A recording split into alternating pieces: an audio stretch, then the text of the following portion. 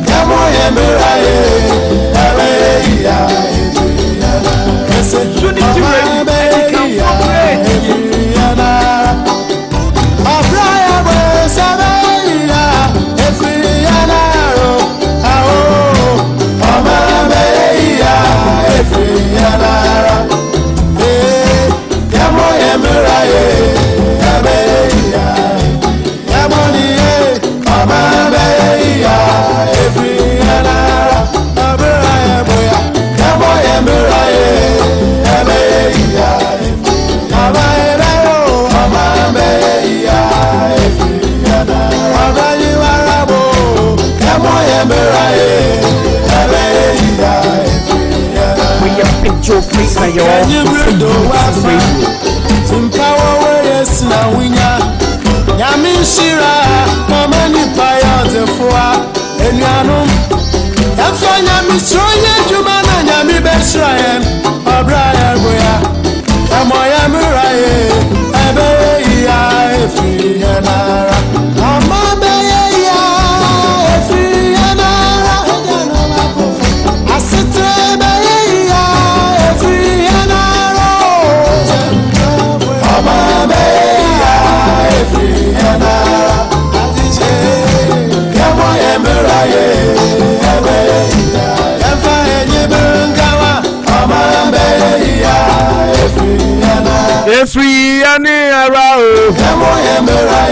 Abusuamu Akwa Unity Radio 103.9. Ebra so see Anopa bro in the way of Anopa Bosuo ya bebhwehwe nsemo apiepie maganam ne wo se kan ya adwene no ya beka de wo se wonso kan wa adwene no me pa cho mensuro kana kukodro so kana no kware mu na yentumi move on my Ghana and konanim because so mine be ya wo adwuma ya menso wo adwuma ya wate o mine ya menso me man wo give vacation say wo tu kwan hin na ko bi wa ye ka Ghana asema aso no de ofri Nairobi emfa no ho masa upo Ghana ni ukuro wate nti contribute to quota wote ase na obetumi ayaboa Ghana ama Ghana ayeye no ye ni sesi ai wate ase because Oman na nyame di wa free mu no he has a purpose nti odu free mu emeya ho adonka America nti wo mfa Ghana ho biom wo yesa na o manyankopon wura ho because o purpose aba ha no nya bo sha wo she nyame no what I say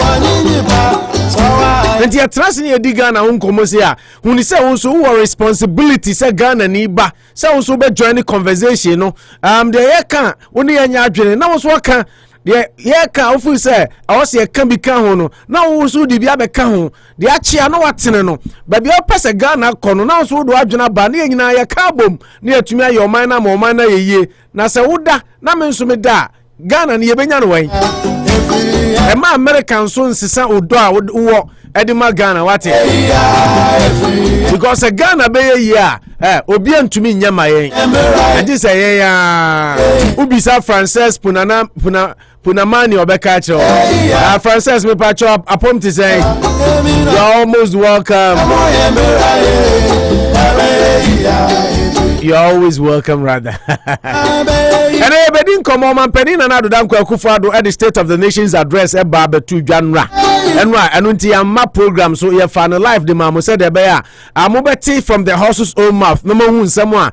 Or man, Penny, His Excellency and Ado Dan Akufo-Addo at the air to mine and him said your mind Bob Brennan, the Gina Bracity, and they going forward. No, Susia. Why, yeah, Nina, Yababa by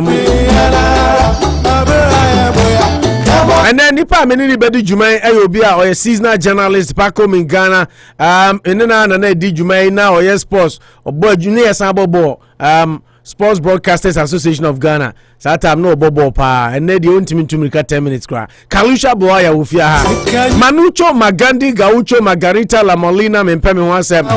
But also he's on appointment to obey a little bit late. But Manucho will be joining us later part of the show. And now no pay the make a chance for Yamisronia Jumani and Ghana and Ghana be Yawati. Don't be like Manucho or so no there. Or GDC but sebe ye pa dia. We need a lot and a lot of effort. My hope and say be ye my hope yes our guest could be say be ye but let your hope be say be ye what I say because there is a big difference between your guess and your hope. Anopa by the kindest courtesy of a Richway Auto School in Timino Bechem and Cransham, not down so down auto person so Akofa a weather report to the Abre Worcester for no one who said the Navy Embassy Akodia Fa Yame Echiche or my beer or do be a free country beer mono. Menu mienu de odema yen Ghana. Nti ye di Ghana hon koma ma Ghana hian. O man ya o man o man ya me man wate. O man ya o man. Before I give you my word of motivation for the morning, it's my pleasure to welcome to the studios. Probably first time since we resumed this program as an official guest of the show, panel member of the show. Kalusha. Popo. Akwaba. Yenya. Abum to say. Akufo-Addo. Now then I make now was return my Asbog yebo bonus. Satam now form. I have baby a bell Mike and say that's why I can say that's the skills new one. No, why it is a cock shoes back room hand no bo goes rough. They say shoe and to me 5 minutes cry. So on a brighter note, and I'm saying last time I'm only my to cast him. Now some can I no credit. They make us say no credit. I am there here. Or say can be ya. Now also no dey nye but say be ya. Many a times na amafo bebre fi say president no and dey be so bibi o. And today be obi kura tifia as no making move and as talent be as do here aduma no nye o. It say understand adwene the way we think now. Yeah. If you say the way we think very important. Yeah, the way we think now if you say the be president be bibi na make initiatives na. Now also Ghana you know person money ye now number baby now did e kitare no to ball na akwa choki gatem in so na be foul every year it's happening it say adwene ne de be if say ban so baby be man na take initiative oko Rwanda what I say so mo gatam kran say bi obetu akotram no didi government need the policies in by na the government in here the policies in by na me ba say Ghana for no what the policies in baba o mo mfi into here na Rwanda the policies in ba na say ti Rwanda no say your mindset is your mindset is clear now president so the policies in ba na say be so mo then the country can develop my kaluni bibi hwe unso okasa ye no every citizen of the I want the responsibilities. That's right. And they may know your mindset has to change. Yeah. The way we see ourselves, yahuni die, yedi diemu, yatumura gwa bonten, obi kokoto se binsuo hono ojane 9 chrono bucket asisha ye kan bebrebe even civil service ni adini na ho na enye kra. That's right. And to understand so we need to change our mentality. Because obi say bampenin for say and namu ho ebe pro everything. Infinity and number pra every soro is from once you talked about say me first Rwanda no Rwanda no say president yes all the policies ba and nkofo no mo no o ma nya da rule of mind na nka ye no this is enu bi na ko Ghana no Ghana say oba koye ade bia ye o but because of politics inti they be the politics say no ma no I like your idea say o de Rwanda ye mfato ho he krom ha America menuti Uchika now co speeder. Say you see overspeeding. That's right. Baby abedu be a postal limit. Uyo oko overspeeding ya then. Say becho. Okay. Say nim say ni say ye the zone see as a high 30 and 40 a men contra. But say a contra. But no maybe say a contra da bia. Oh, say speed limit. People always exceed. I'm range be. And I make say 30. What ma could between 30 and 35. And what I'm saying is say please kwa who now call and CD that range na maybe I'm say baby 30 now call 70.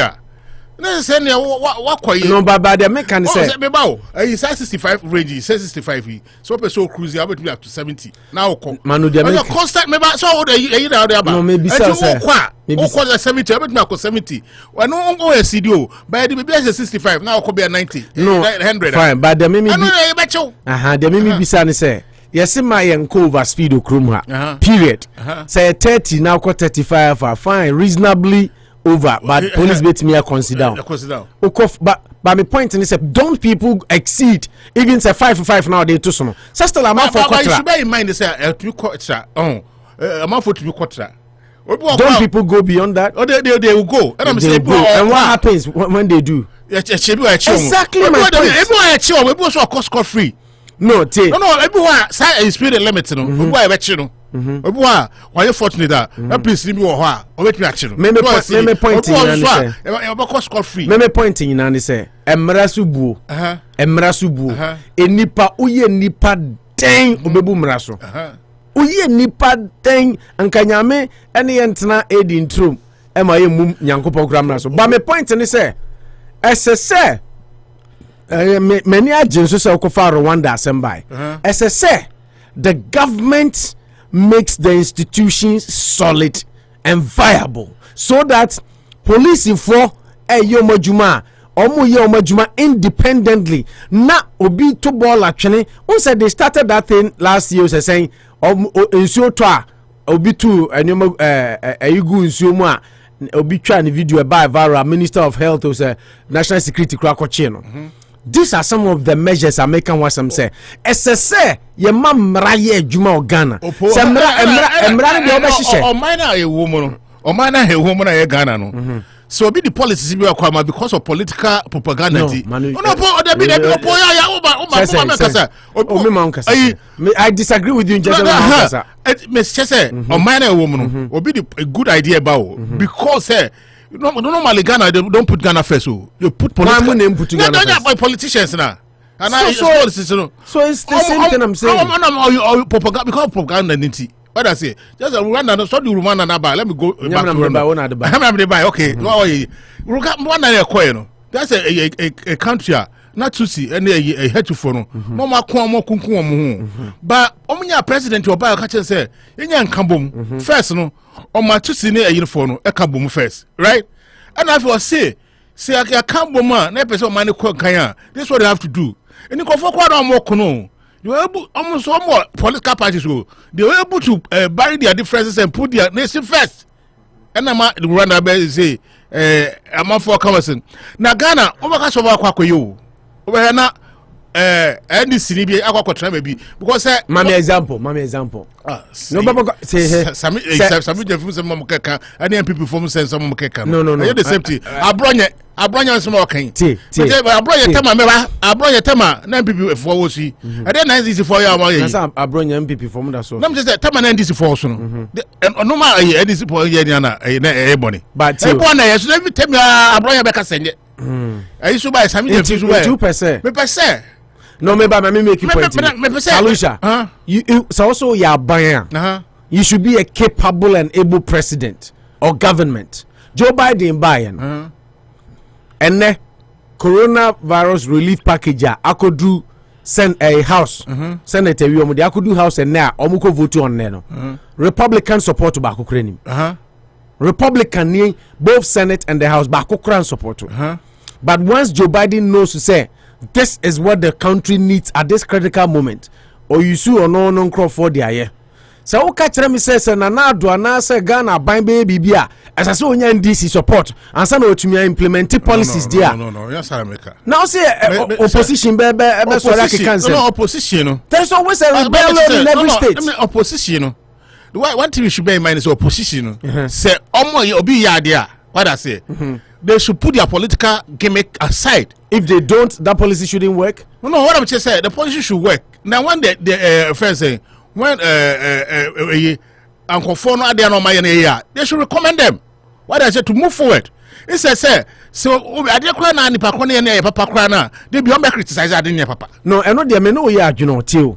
Me know ya ebini say ebini ntina me ma typical example no enye Ghana kwa na sade no e wo baby that is the enra say Republican former senator bi oye adwuma CNN no be kasa o say this was a big chance for Republicans say nko America fo hu say omo dwene omo ho na ka assess the political landscape possibly the next 4 years for them but omo nyina feel say Joe Biden policy nti they feel say package na Joe Biden dey ban so Joe Biden so say economies ne ade say oman economy na tiahwe for the economy to revive or a package or ye ne kese so he's doing 1.9 trillion almost the omo de 600 to 700 billion dollars na buy he feels say no entimi solve problem no as a ye koti ho na chire ya sasa akọ ho but no feel say 1.9 trillion no according to na advisors no ebeboa eputu people back to work, vaccination near day, unemployment boost near day. So that will help the economy. Republican need back support to. But once he's the president, he feels my convictions are right. And the good thing is almost survey 65 to 70% of Americans, not Democrats or Republicans, 65 to 70% of Americans back Joe Biden. A bill now they ban. And if the people like it, forget about your position. No. I mean, that's okay. So we are buying now. You say Akufo-Addo because Ghana the baby because MPP or power. Bibi NDC baby anye. That's why I make Saudi and watch Ghana will stay. Mama buy oh yeah normal. Yeah no man na oh yeah anyo. Of course. Oh yeah no man did a lot of good things. Good things. Akufo-Addo swaba. Yeah no man na oh yeah anyo. Why good things what I say. But we wa kotra baby. No, painted didn't so black say right from the one I did a government and no maybe say so kasa wo twen say obi a be root behind you dey na Ghana yaka say that me say say America cry why year democracy over 200 years yes say ya na Ghana until America say once we give you the mandate as the president as they are governing Ghana they are doing it do the policies that they are doing it man say proposition approve and go if they come on board fine if they don't go ahead but say yan say adwe say mentality need there I think you have to target the ordinary citizens and no cry hear me more no political it's ordinary citizens cry and they say stories about ministers no ebe kan bi a chewo mo pass ministers dwumadi ne se o mo sa no mo fi se o mo kwa no mo ni miasa ebe kan bi a chewo na e wo de yan ko my trust more can he was 100% right say yan say adwere na de bia ka say o ma no Oh, yana amount of officer development, no. Government need to always put a package, you know, the baby track and development even start from our rooms. By your penny for Instagram cast a number prefinity. Omunshase. But normally groundwork for the private sector to thrive. That is where see Joe Biden bill no de ban. Ya koko cheke enra kra me be a small business. They send me an email to apply for small loan business and a loan. Enra, just enra. Bomu paycheck protection program under the Trump don't go there. No, don't go there. Lay the groundwork. I had it's good. Don't go there. I had open up. But Opa go Ghana see. You say Ghana no. I told you know. So when you car bearing member, loan we ba won't be answer. Na loan everywhere. And no come on, I mean, everywhere. So we should make. I buy all the packages see me buy. Now be sa who say? For the nyans size cano. So when you card bearing member. Now you NDC say this for our power. Now you NDC now. NDC by every. Oh, me ba. But me point ni say. Me ba me say Ghana say be ba. MPP now so young can okay, say be ba. Na say COVID MPP time na ba. COVID na be. They say me make say Akufo-Addo so ye bi. Oh yes, I ni bi. Small business no. O mama load kakra. Na no nya card bearing member of a year. O kwa onya bi da. We cry there, but which is bad. But anyway, say we be a card bearing member. Be also a Ghana. Media no. We don't do like that. We shouldn't discriminate. Discriminate. I have Trump time. ABC Trump, you know, a chain who says Republicans are only small businesses. In fact, Enra Chikra Ngofobi almost omu afford omu chantro so omu juma mienu. Omu trucking, omu farming, omu then omu hardware store. Oba ne kunu. Omoje $1 million. Yakwachi omo. Omu ni adwuma bia. So much. You know those things will happen. But the good thing is on America but haselu Joe Biden buy no. I say cry they better bet so ye. No, for the I said there.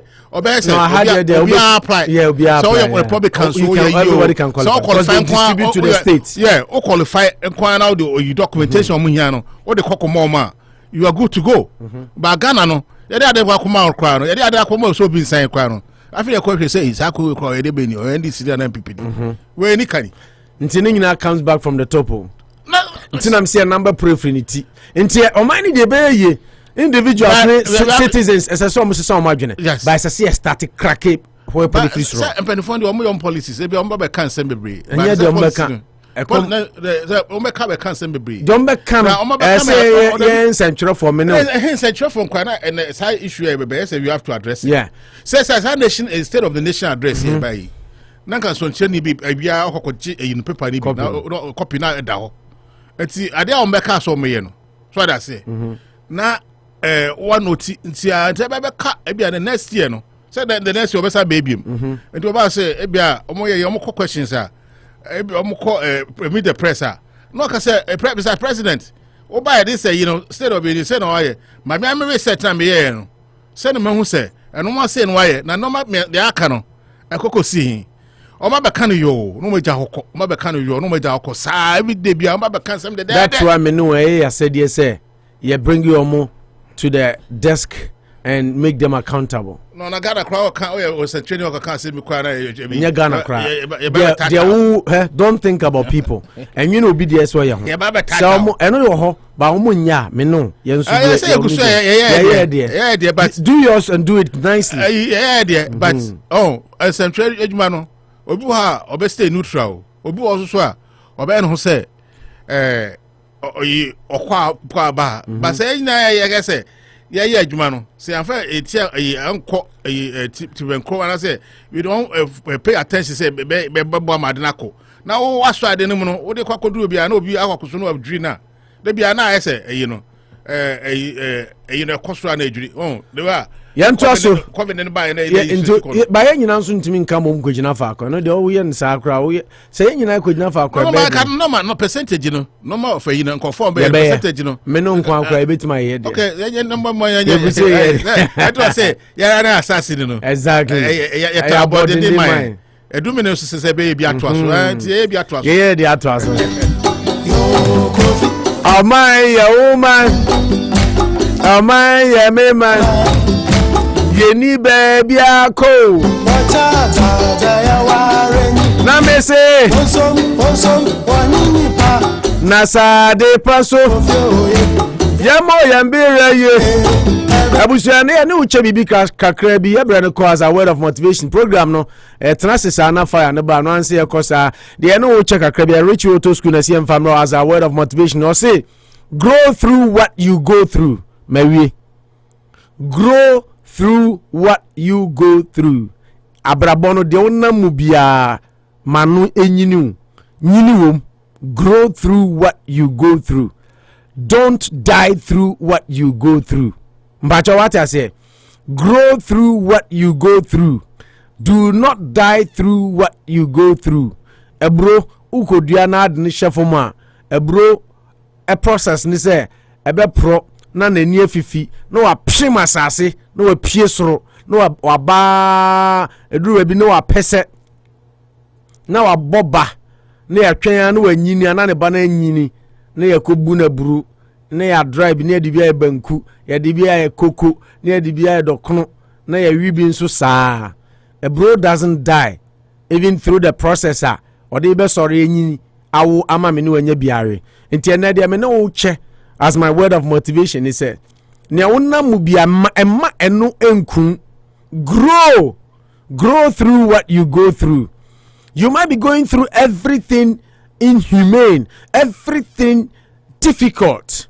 You can't say for everything, but I'm here to tell you this afternoon, this morning, this evening, maybe I would say, grow through what you go through. The owner will be a man Emma eno enku. Eno ne me word of motivation or payment uche. So we start crodium quickly. My main first there. And the weather report no be sia confirm now when hourly report no usia bontia said me kai no this week there you enjoy spring like summer unza kana otwe now officially you see spring him and I was exactly a week to the spring but then weather no chance say you spring him say see 47 degrees Fahrenheit and it's very sunny e be sunny akopem say be 5 p.m. temperature no be as high as 51 degrees Fahrenheit into a beautiful day. 51 will be the maximum. Lowest temperature that will be around 11 p.m. About 38. Last week, Anopa by this time, I'm 26. Into a beautiful week. So far, we're expecting a beautiful week. But then, I come. Ewiana bokama bebosa kopim. So what observe so say days no I extend it. First na ball 4 na isumaba. Is there about 5 kra who say day no that so that means that gradually the winter is wading or dwaning kakra or kon kakra. So that is how the temperature looks like. There is no indication saying that in Subia Beto, and to say, we start you have a wonderful day. Bia, Nkwadane Pong class, Krana, so compound kakra, but you know, mercy from normal ride bicycle, Kakrabaya, normal, one more message, you said the bear won't come because all my indoors are check, Titru no Mukra, Munyan starting school now, or Modaso, online classes, no, and a beautiful day, maximum 51. On post school 2 now, between 3 and 4, but to me, the Omo no more babe nanti kakra no more to me I have fun na bibia so to me akoso until that is how that goes until mama enshano so we have a beautiful weather and a beautiful way today until mo enshano so said the no so city no aha Unity Radio 1039 Agnes Asari say word of motivation is very powerful. Yes, grow through what you go through. Don't die through what you go through, but rather grow through. Yanka messages kakra. But my Emma for say weather report no down auto repairs and the day Emma ye brema no pa bia owura dan so say opese Worcester for bia kwa adwuma ohu say de kwan so tie u pia bonten bi kra wonsi form utie Unity Radio Anopa Bosuo a opese ohu no say the weather report ni besi akọ car no problem no ba Fabre 45 Fremont Street na ENCC ma down auto repairs Dixon enso ha auto body mechanics problems ni nyina no wo de ba Dixon so be CC ama wato car auction bibia ono auto body no na engineer so mechanical work ni nyina omo adaruma na omo ma de weather report and so edi ebremo nti said the na Worcester be kono beautiful weather today 51 maximum 38 minimum right now it's 47 degrees Fahrenheit and that is your weather for the morning. Chinkwana na minum bremuni adehye odi ahenkan kwa meyabo a me na da sem wo US nko ade a eye Unity Radio ye tiera wu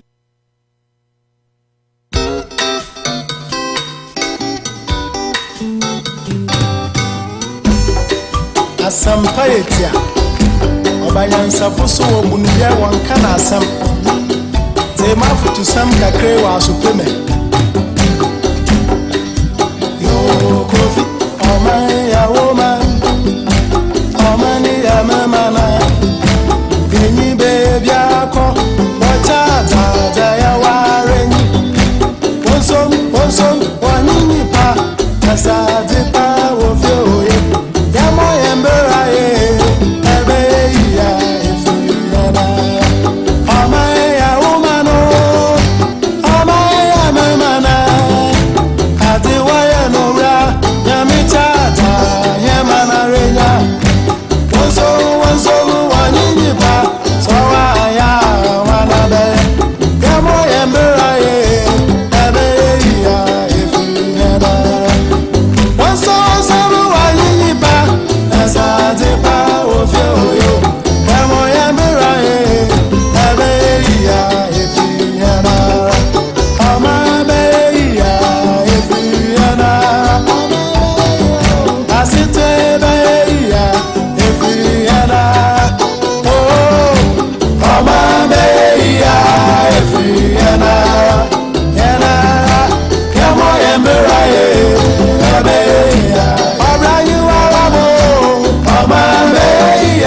na yebre nti yanshada enche wo agoprama so yebre no mo fa nche yen the ten say on the sporting front no quickly my glance through commercial santico ko brand friend said kwampoku and the Kotoko supporters circles group will be in the platform be also mubofu almost Kotoko ni serious nina ni say Algerian club I from say USM Algiers etimi abeto abrante €60,000 and omde abekukura abrante no echo na report no chese abrante no sika okwa jeno yade ano 15,000 or so a month Kotoko $300 a month nti oni na busuafo nyina kan bomu a wasign contract as say obi si akan e de ama USM Algiers na report no chese abrante na sign 3 years it be certain quarters and so you see 4 years but the essence ni say Kotoko player kwampoku ade Kotoko for sisiano omo atono AFCON 2022 qualifiers and so Ebasono South Africa lose key players ahead of Ghana clash. Ningani say South Africa could lose UK based players BT say Persitao and Bogani Zungu ahead of the African Cup of Nations qualifier late this month. Unim say players now move UK no because of COVID restrictions in the clubs now you imagine say omo kwan because omo ja omo no mo kwa omo ba just omo quarantine they say aye den Ghana say koba say player bit say Daniel Amate ni Christian Chukwu say hu no Daniel Amate ni Jeffrey Schlupp and Jordan Ayew omo so might be problem for Ghana say koba say Jesus Kwesi apia na adwin say obefre omo a and also so is a FIFA issue circular that clubs can decide whether or not they will allow their players to leave for international duty due to the COVID. I have spoken to all overseas-based players to assess the situation, and we had agreed to revisit their concerns after the call-ups letters were issued. We and someone and South Africa coach, I friend say a coach in Turkey, and so they have to guarantee. Yes, South African it looks likely say Ghana so you lose players. BT say Jordan Ayew, ne Jeffrey Schlupp, Daniel Amate if they are called, especially those players are Omo UK, including Andre Dede Ayew. Nti and also Eddie and Onontenye na Brante friend say Emmanuel Ajimambedu ese akwan bia so ono ansa no be hanging boot se omobo bio no obesa ba Ghana aba bisi akan dia makro bia metemba Kumasi Asante Kotoko. I will definitely return to Kotoko before I retire. We ene ensama Ajimambedu so edi ababetu edwanti Kotoko fans nyina no osemo nkama akuma ntumu yam na kwan bia so ono obeba bisi akan bio dia matim no ansa na wajai bobo kra na eno so edi a ababetu edwa enso so ewo na okọ Arsenal bobo ko ni manucho team ya atenie pa de menim sa Arsenal fo ano yasa wo ma dia Branta friend say Granit Xhaka temo amachese na busuafo nyina yeso mo nam a na o makatakata wo manim ni nyina ne Arsenal Premier League match na no wo mu ebo a Granit Xhaka koye mistake ekoma back pass sebi sa back pass okoma sebi o na enkwase back pass player o mo border kra onye sa enkwase mistake no na no na nam so ama Arsenal supporters yes ade o mo de ya brante no ubeka ya ono ankasa no ono o mo di kanya beef da abra na hwana no Asenvinga na say na Mary odidi supporters na tema mu ka so mu hia ne bio na so atata ba no bobo ne ade ne convince fans ne bi ma mu ka sanya hwe say no modern ba konkantiam fa ne sa na no mistake okoye no asan ko hanyemu ama Arsenal supporters ni di na tem threaten ne ade ne no na Thomas Partey say ye sa fenemo sa Arsenal busuan na so papa nene oso de acheopa osra Arsenal for and at the same time also console with Granit Xhaka after the mistake ma Arsenal enso ne Burnley ekon etipenko no na chese eno so edia ene ababeto idwa enso on Partey played on his behalf of Xhaka at the same time osan console with him said the Abrante and firm no very emotional nyaminko a na enim ebreninti ya hwanra UEFA Champions League matches ebi ekoso and then so nyame ya aduma me pa cho ebi bekoso na say na results no enra ekoko wie yeah, but register no na e ka say o Mamadu quarter final na me pa cha odu Italy na bo Juventus fan bia ne yam edini hwim ni nyina ne say enra the unexpected happen team my friend say FC Porto e win first leg no 2-1 e wo the Chrome Porto abonten so na Cristiano Ronaldo let Juventus feel say okono yemremremre edi ma omo because if here there omo say 1-0 kra omo qualify na support o kire say yen na 2003 yani Jose dos Santos kwabena Kofi Marino etumije UEFA Champions League nti still a pedigree Europe ye will be pa mpacho Juventus enra womo etena fie winning match no 3-2 nti wo Porto winning 2-1 nti on aggregate aye 4-4 but by virtue of the fact he said FC Porto be 2 away goals no omo the away goal rule no a qualifier and Juventus and Ronaldo anwene ne se a womo atifie na yeka Juventus and Ronaldo match a boy ya and no film no ama wiase nyina se se de oko BBC oko all football ba bia be fa bia no atie for mama 1 minute 9 die home rasisi ya na yento asoma no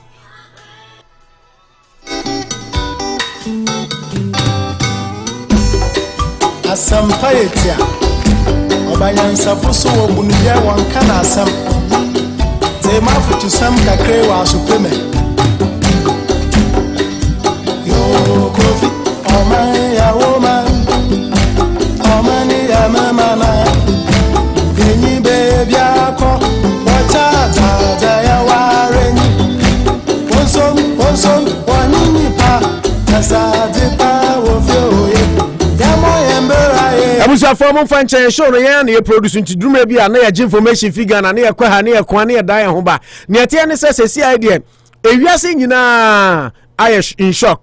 With the exit of Juventus. Na goal.com, BBC, all football, tribal, baby Abefabia, Manucho Dobia can say Abrante Evans Ronaldo is about time. 100 million Juventus spent to get him. Yes. Almost a failing. A lot of money. Almost a failing. In principle, it was a gamble at 35. Yeah. At 35. Until goal.com, almost say 100 million, 100 million. Euro and a pound. Euros. Yeah, 100 million euro. 100 million euro gamble on Ronaldo has failed. It's time he goes. No, but I think for footballing reasons, but in terms of Juventus wanted to win the Champions League. I agree. In China, the likes of Lukaku, Samba by Buffon, or PSG or Samba by because he felt that they had brought Mr. Champions League. It's never in doubt. Say Ronaldo is Mr. Champions League in terms of goals and trophies won in recent times near the end. But where I agree with them is that they brought him because they've not done it in a long while. This is Juve, close to they 2 thought decades. He was the missing piece to the puzzle. Jigsaw, yeah. But and to be grinding, but it's still there. But the point is that the age and it was always a gamble. He has an incurable knee problem, but not to hold brief for him. No, I think the credit should go to Porto. In 2004, they are repeating it again. Which means their second goal was through a free kick. It may be that ghost is really coming back, but for footballing reasons, so Fabio Capello, former Juventus boss, blasted Ronaldo. I say unforgivable mistake, no excuse. Capello blast Ronaldo for Obi Omunyine blame say onu na am frame. Well, and he had a chance. Chelsea boy, no Malansa. Yeah. Into is it all football? Much was say Chelsea Loney stops Ronaldo from getting Juventus to the quarterfinal. Yeah, I mean emotionally they can be charged out because they expected him to do it. Now, but football is a game of chance. I mean, you can't score all the time. You can't blow chances. You are very difficult goals, but the expectations were too much, and it was a gamble at 34, 35 years. Which Iniesta, which Xavi? What time did they stop playing football? But no, some even come to the MLS. But he felt he could just give them that added way. Okay, Oba. Yes, but there's still time. I think a more aging squad. They should really. It's high time they really forget it and. Which is why all football say more faith. He said Chelsea can still win the race of Haaland because of age now. The Birmingham. Yes. Argument said Chelsea are assembled youthful team which can dominate Europe for the next 5 to 8 years. Yeah, but as to whether it will wow the boy to come, it's another story because he started making events ready. He wants to play for a bigger squad and team and stuff like that. But in principle, it's a bigger team. Oh, they are bigger teams. United Chelsea is an elite team. At least he's joined the elite teams to win Champions League in the last decade. But it's not a big team. It's a very small team in terms of everything. Massa, may you make it from? Until me can say Chelsea a very also the very crack on. And Arsenal in England is a big team. In Europe is just no, and because Arsenal is a very, very small team. Chelsea in England is still a small team. Because Arsenal is a very, very small team. A small team, but they are the very, very small team. No, in England, Arsenal is a very, very small team. You see, if you don't have double digits of your domestic trophies, you can't be counted. I don't need drew team biswa or measurement. No, say Arsenal is a small team, and then there's no big team in England because you can't. They are third. Big team in England, you know. Among the double trophies, Chelsea. There are 2 major trophies in your league. Okay, FA Cup and the league. No, sometimes you're education. So being Tiase, so we see Chelsea a very small team. Elite team. Elitism has nothing to do with how big. Because to win Champions League, it takes a lot of very small team. In recent times, they're the only team in recent times. Am I alive? I'm winning Champions League. I'll give it to them. Can you win it? In the 80s now, Paul to cry, which was their second bite of the cherry. And for Chelsea, I respect them for that. In recent years, team BNH winning Champions League. As that makes you from 2012. That makes you elite. Now, Yaji Champions League, Yaji Europa League twice. Oh, yes. Arsenal Europa League ni biya yes, so they are so in Europe. But in England, they are Europe, 3 European trophies. Premier League by you see, let me make it easy second for you. Behind Manchester let me United. Make it easy for you. You see a very small team. 13 Premier League trophies. So Chelsea Panoa, then you can have a discussion. No, I didn't. When you say, when was the last time you won? Ferguson said something about 10 years ago. I would knock them off the pitch. When was celebrated about 2 seasons ago. No, when was the last time Arsenal won? 2014. That makes it sad for you. When was the last time 2004. The league, how can 14 and come? The league, but still one panel. That's what makes it worse for you. 2004. They've not won it in like 2 decades. 2 decades, you still don't have how much they have. For phone on the bomb, me say, oh, about 2004. I say, what this saying? Remember, as a way Arsenal fan, and now Oba no. Chelsea, yet Chelsea 1905. Phone adum. Kalusha, what I mean, business am. Meza, phone adum. Kalusha, mbezo yimano. 17 years. 1905. One league when the Chrome da. 17 years. Who was CPL trophies? Yeah. Okay. Let's go on. I've realized you have. Yes. It's called mediocrity. Your measure of the good thing, Granny said. And then some may buy junior. Yeah, junior. Magic Premier League. Or who is me support to Chelsea? You won't collaborate with Anamame. And I'm told Chelsea. And I'm told Chelsea. You decide where to place your white patch. I'm coming there. Where to place your white patch on your forehead and you're happy. Go on. So why will say why the trophy was 6 and go. Maybe see him. Yeah, you have a lot to talk about. We have a lot. Nana Kasa. Sona. So or the Agyapa Royalties. Agyapa Samba. Now talk I say 4 more. Now so I can be something new. I say 4 more. I'm say okay. On Sanko biom. 4 more for Galamsey. 4 more for Ningina. Me junior won 2013. Me junior Kramaji Premier League me no. My GFA Cups 4. Who junior my GFA Cups 4. Na say FA Cup ko he. What you say? Maji FA Cup what you say? Maji em say me. Who junior what you say? But I don't even remember. Me Maji 4. Me what you 4. Maji champion. And it's the most prestigious trophy in England. 700 clubs never. Let's not go there. Obiano the priority. Maji won the FA Cup. Oh yes. It's the biggest prestigious tournament. Maji Champions League. mempe maji Europa League menu mempe yeah ma'am instruma he decides yeah catch one boy catch Champions League asem also one there Champions League gasem na Champions League into okay matu ase Kalusha si me new film also win bi the Champions League Champions League o Cristiano Ronaldo asem so no an Costa you Cristiano Ronaldo asem na on the one me ofia no but all said and done I say a boy for yeah, my in fact the other result of course Enra the other result Dortmund so ni Sevilla obi a share 2-2 enti Sevilla qualify Dortmund are qualified by winning the first leg no ene my in fact ene na me aduma team na omo che goals na eze so omo moto ye 3 points free here omo 3 points free here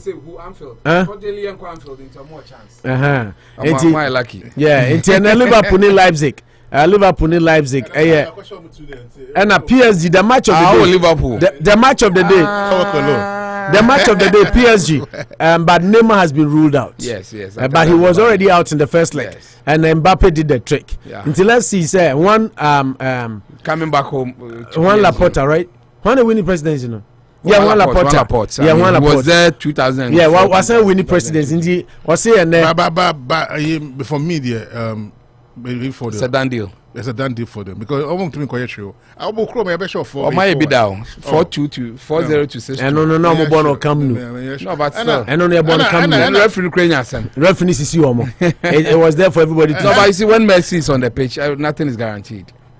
And now Laporta has done. So you are writing them off. PSG is totally. What if Barca wins? What if Barca qualifies? You stop this job. Put your job on the line. Barca can win. Put your job on the line. Sebasa win here. Anopa Bosuo. No problem. Let's go. Sebasa timi. Enye so mu winning match no. Royal record mami. I need this. The show is being recorded. Okay. If Barca qualifies over PSG, me opponent na Anopa Bosuo. Meja we juma I've been at your job for a long time. Ba betina be chairman. O se se go pa me the stories no me pe obi aba. Ne the chairman. O de my Barca winning we. Okay. That is for the sporting front and the matches in the arena. By M 20 for him Premier League so match back Manchester City and Southampton Super Bowl and only at 1 o'clock. 1 o'clock NBC SNB match no. And so you be a English soccer fan Premier League in so match back where we don't go pepe Man City and Southampton. I'm in Spain so Athletic Bilbao and so any Atletico Madrid. So outstanding match on Bebon and then France and so match back Olympic Marseille Rennes. Into 3 countries there'll be league games 1-1-1 and UEFA Champions League matches in so atwas. Kalusha quick name ko. Definitely make us now can be make us Barcelona and PSG no. Right now Barcelona for defense setup no. They pick money no. Linda Gov. Omo partnership with Fifi Okwani yeti ba omis. So omo share go kra na omo share go yiwa. Still Mbappe be share go. What I say? Into for me you going for Daniel. Into only me adwen. What's it? Only me adwen. I'm a Christian. I still believe in miracles. I still think somebody can turn water into wine more than do be a bida. But me did say they be so feeble to me the inside and answer. After you said the moon should be a bit mum there.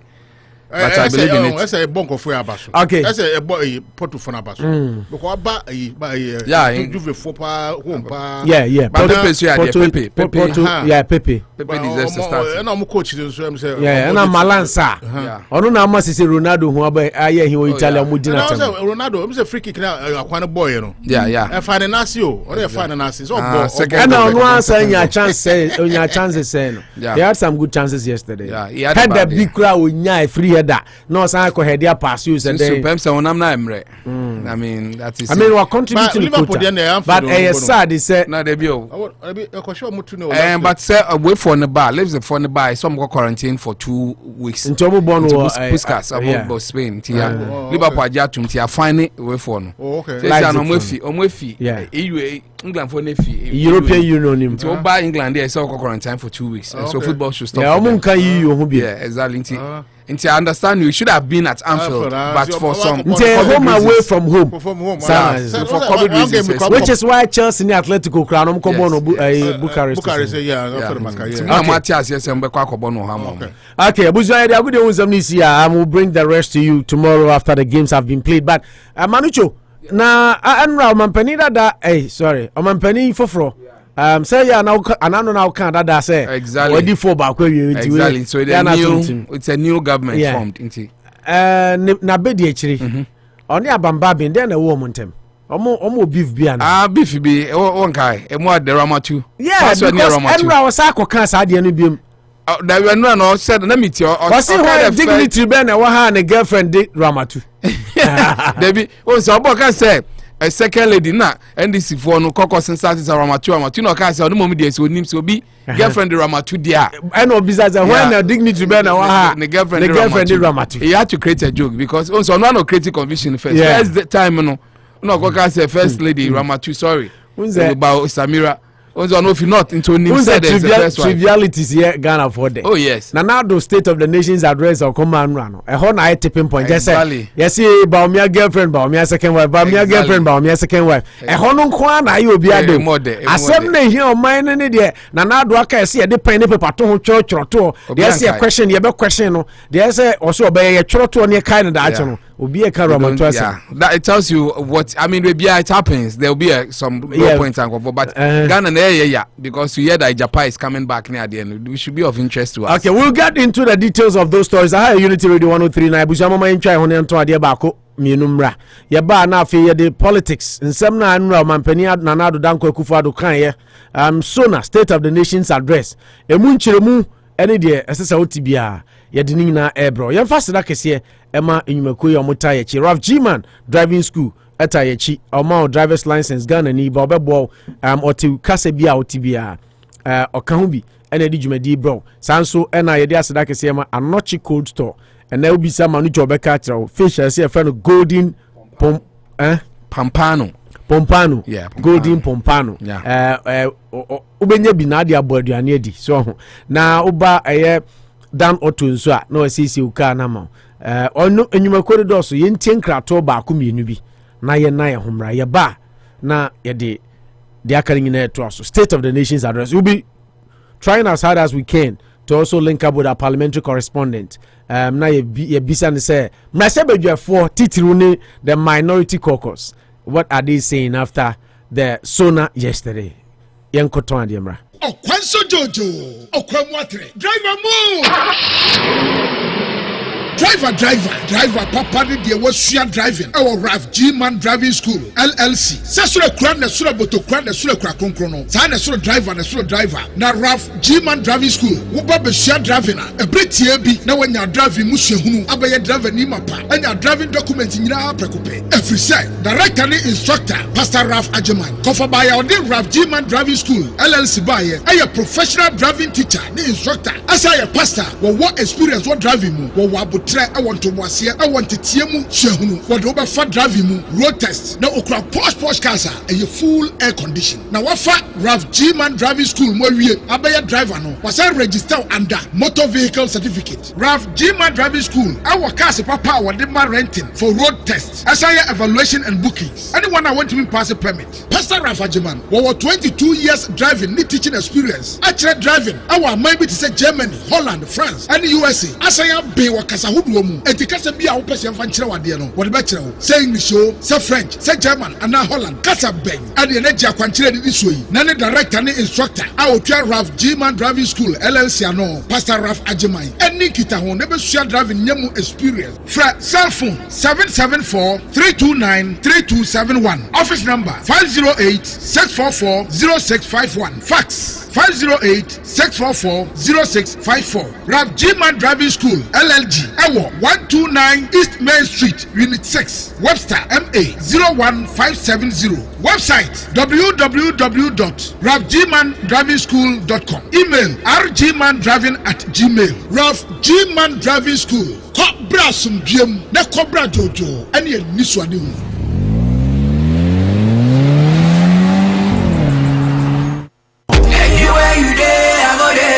As some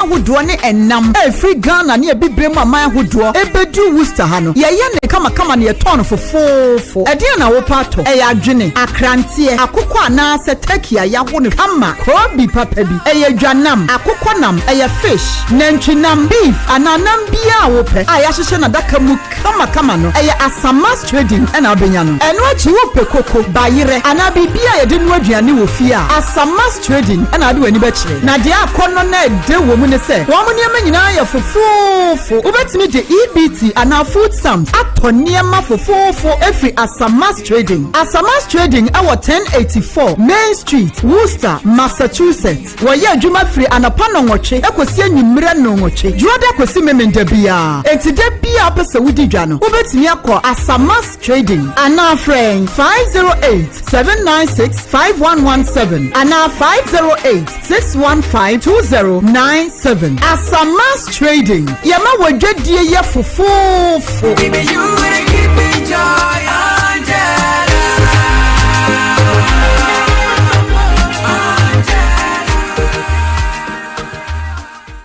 Well, run no. That day I cannot work any message so say. It is no group castle no. Any waka. One na mama buafu no paisa no. Say ya dan ye siwi ya ye pen chance amboso. Omi afa KM raf and chance a. Wo de ball wo dan so no bi. Amoye die so. Enso meka bibia me kunu wonte ase. Eni se na anu ya nsuo to ya. Emfa ma pa dan ye so ama chese. Ye hu de ye ho. Na de mo kura ne se chance na tete sentoma go bi. Ma me wukunu na so ode. Me kura me kan bi o. Hwe bere tintia me ball me dai so ansa na mo boss. Me dai ye fe na petampe. Ensuo to awiebo. Me to chance no KM raf. Me sre obi a wotie me sesa wo penchance papa boda so. Emeda na ya petampe a. Fre KM raf. Na one ni nkomo. Eda de wo si wi a eya fe ball. Etibiribi a wo de ye da ne ho adwuma na. Etese ye papa ejina ne na so. Enchance papa e wo KM raf o. O long span, IBR, Euro ties, plainalism. Ane de keka ho. Na ne chance no wo de wonsa so mu a wo hu se edin e wa hoden. E 4 layer coating, 32 microns. Ne color no empada. Wo ton chance ya. Wo de rain gutters beka ho. Ane accessories aka ni nyina. Sese na de abaso de boda so e fe ne steel trusses no. Ni nyina wo bi. KM raf wo ni adage kra. Amanfo e pen chance papa bo e da so nko anti. Na biye ni pagunu so. Ane se ne chance ye papa. Ne chance biya de boda so bia. E 10 years warranty. Mfie du na ho tetema. Ne chance biya so e kra 60% losing. Enti oba se frama pada no so kra.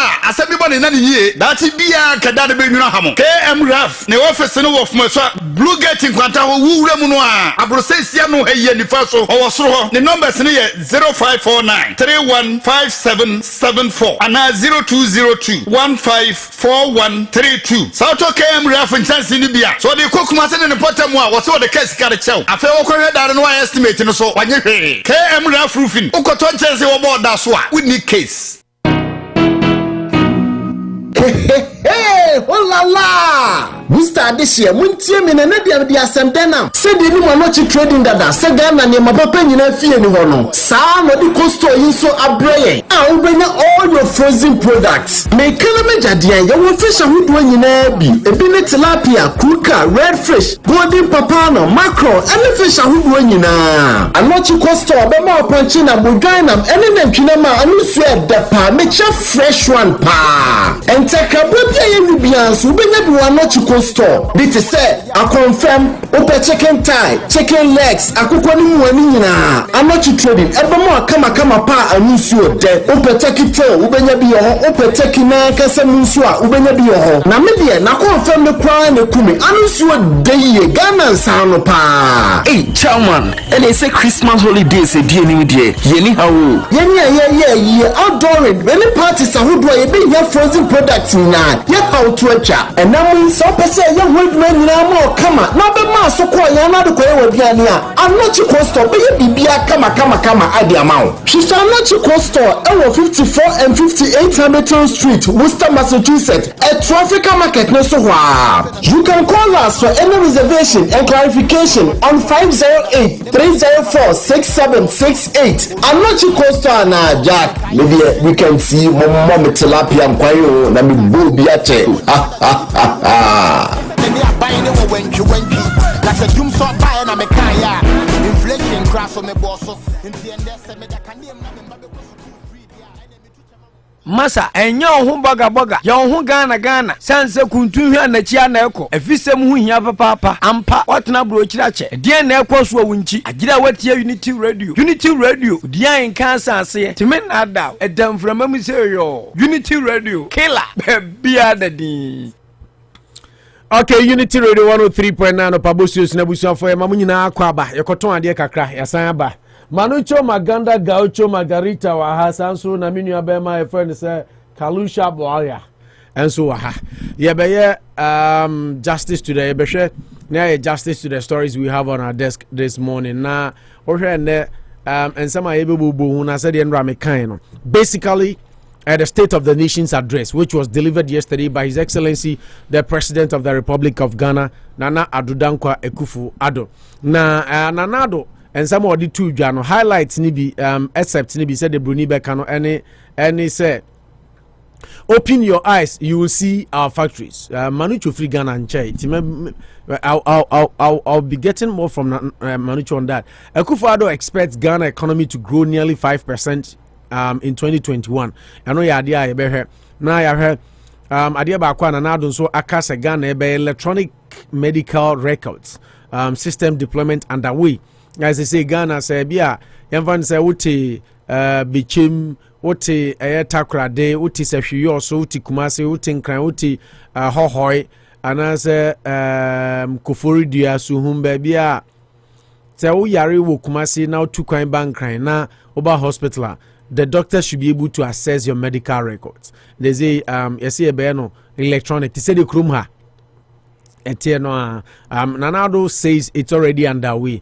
Nipa bakwa onuso ka or kasa ya or analyzing Nanado Dankwa Akufo-Addo kasa enra any reference Clement Apaakdo Manucho Adam for pa. Na nasmo dia tu dwane say ne ho adwire no ana amanfo bisansa den o say Nanado a miss your unique opportunity pass or be address LGBTQ plus no anka sona no esenka Nanado address na or silence obia once and for all, but yet again he was silent at the most important event I was enko kasafa ho Clement Apaakdo no ana Kwesi Pratt and so Nanado swear in a batch of ministers na was sound a word of caution any warning at the amount almost said don't behave like Tarzans. Was say Oshe ministers 4 years a chair munu Nanado di omusisi wa Oma ete say Tarzan for just obaya no mu bitwa nti o say don't behave like Tarzans. Kwesi Pratt and so edie no na State of the Nation's address no Nanado say Agyapa Royalties transaction will be back in Parliament. NDC for us to say we will fight it off with our blood. A higher Unity Radio 103.9 Anopa Bosuo. Oh, you can keep your comments coming on Facebook. Yabekin kaning na edia ma Manucho. Hello. Mamenja Zemvru na minko Kalusha so State of the Nation's address. Enra, what really resonated with you? Minim Zenra ina iti. Edian resonated with you pa. Enna, what would you say was your low point? And Sani have heard some of the assets on your own estimation. I think that low point, in summary. Any the modern bonzo. In summary, listening to the SONA, State of the Nation address, I was thinking Ghana was a paradise. President, he makes it look like Ghana is really a paradise. Maybe that's what this is meant to be, but at least he's telling us what they've done and what they intend to do. That is the whole idea. Okay, January, inaugural, we no kohonum. Not change. How far you've come near there. So listening to him, I think for me I was impressed. If most of the things that you can't say, you see, sometimes I when I listen, what's on paper and the realities on the ground, because I speak to a lot of Ghanaians. Ghana and I had my own share of the hardships, untold hardships, nearby. So I talk to friends. Sometimes because I say, hey, remember over there, the gym near there, fine. And these are people who are working. My engineering colleagues, said they have jobs now, but even access to jobs now has become very, very difficult. They have to lay their workers off. We have salary. Some is born out of the COVID-19. You can't run away from it. The whole America cries suffering some form of recession. Now Africa, it has to trickle down for the whole 2019-2020. You and I will agree that the whole world has been in some backward trend Into Ghana cannot be in isolation. Say I expected the economy to be booming. Economy had its fair share of some of these things, but in principle, I'm happy that you took the wind out of my sail. One major thing I need to say, I become one same year. The seeming rapid away. LGBTQ now a question I went to me and Bosuo. Maybe I belong to that school of thought, because this is the time all the cameras are there, everybody is listening. You'll be on your channel, because this is the state of the nation. Obia interest also. Obia interest. You use it as an opportunity. One map to now contain so-called Mampong. Yes, you are addressing a section of people, and you are in a church setting, so they expect you to give some of these allegations or wild sayings. But what about saying that you are talking about Ghana and the secular state, but you can't fault him for it. What can we? I don't think that an opposition member also trying so much. He said it. It's one part. I wouldn't say as Konakuti. One low point for me was that how I say shine your eye, and the factories there, over 76 factories and 216 are about to start near them. Personally, I don't see them as much as Kakrano Mubieno. There were fanfare for us to say Eku fit juice factory, Eku juice in Bano. Yenya Yehu Seni Eko. But save that one. I've not seen any major one. The car VW should be in assembling plants for Ghana. You ask yourself that how many of them are even in operation. And in a day, send a day, see one and say, oh, these ones were assembled here and they are working. I think that I might not be know all, but you have the chance to read, and I'll Google part. They will write stories on them. So I think for me, the low point is that the economy is really, really in recession, as far as I'm concerned. There's that general belief that there was a projection of 4.7. They achieved. They were expecting 11.4 near the fund. You will leave it to those economic experts to see. But we as Timemufo, I think that generally we are in some sort of going backwards. So for the president to make us believe that they've made a lot of giant strides in the economy, I have a bit of a problem.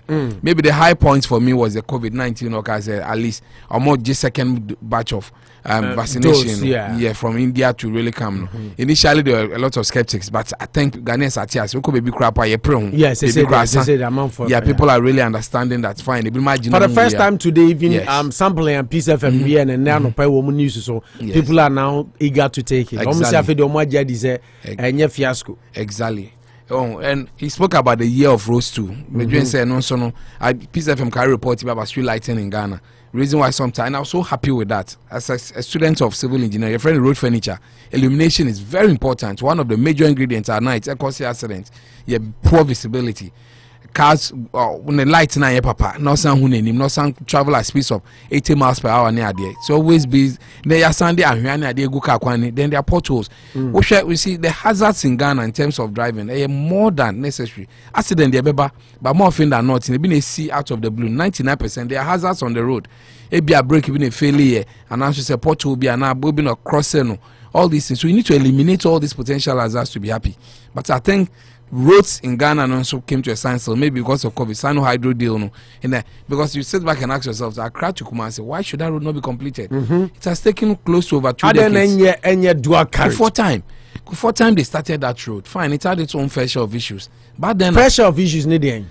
I'll be glad if you educate me on the fair share of issues, because if we do, then we should have reasons why it shouldn't be dual carriage and it shouldn't be finished. Exactly. Fair share of issues. Dual carriage in Pan. Can you bear 4 lanes, 4 lanes? Yeah.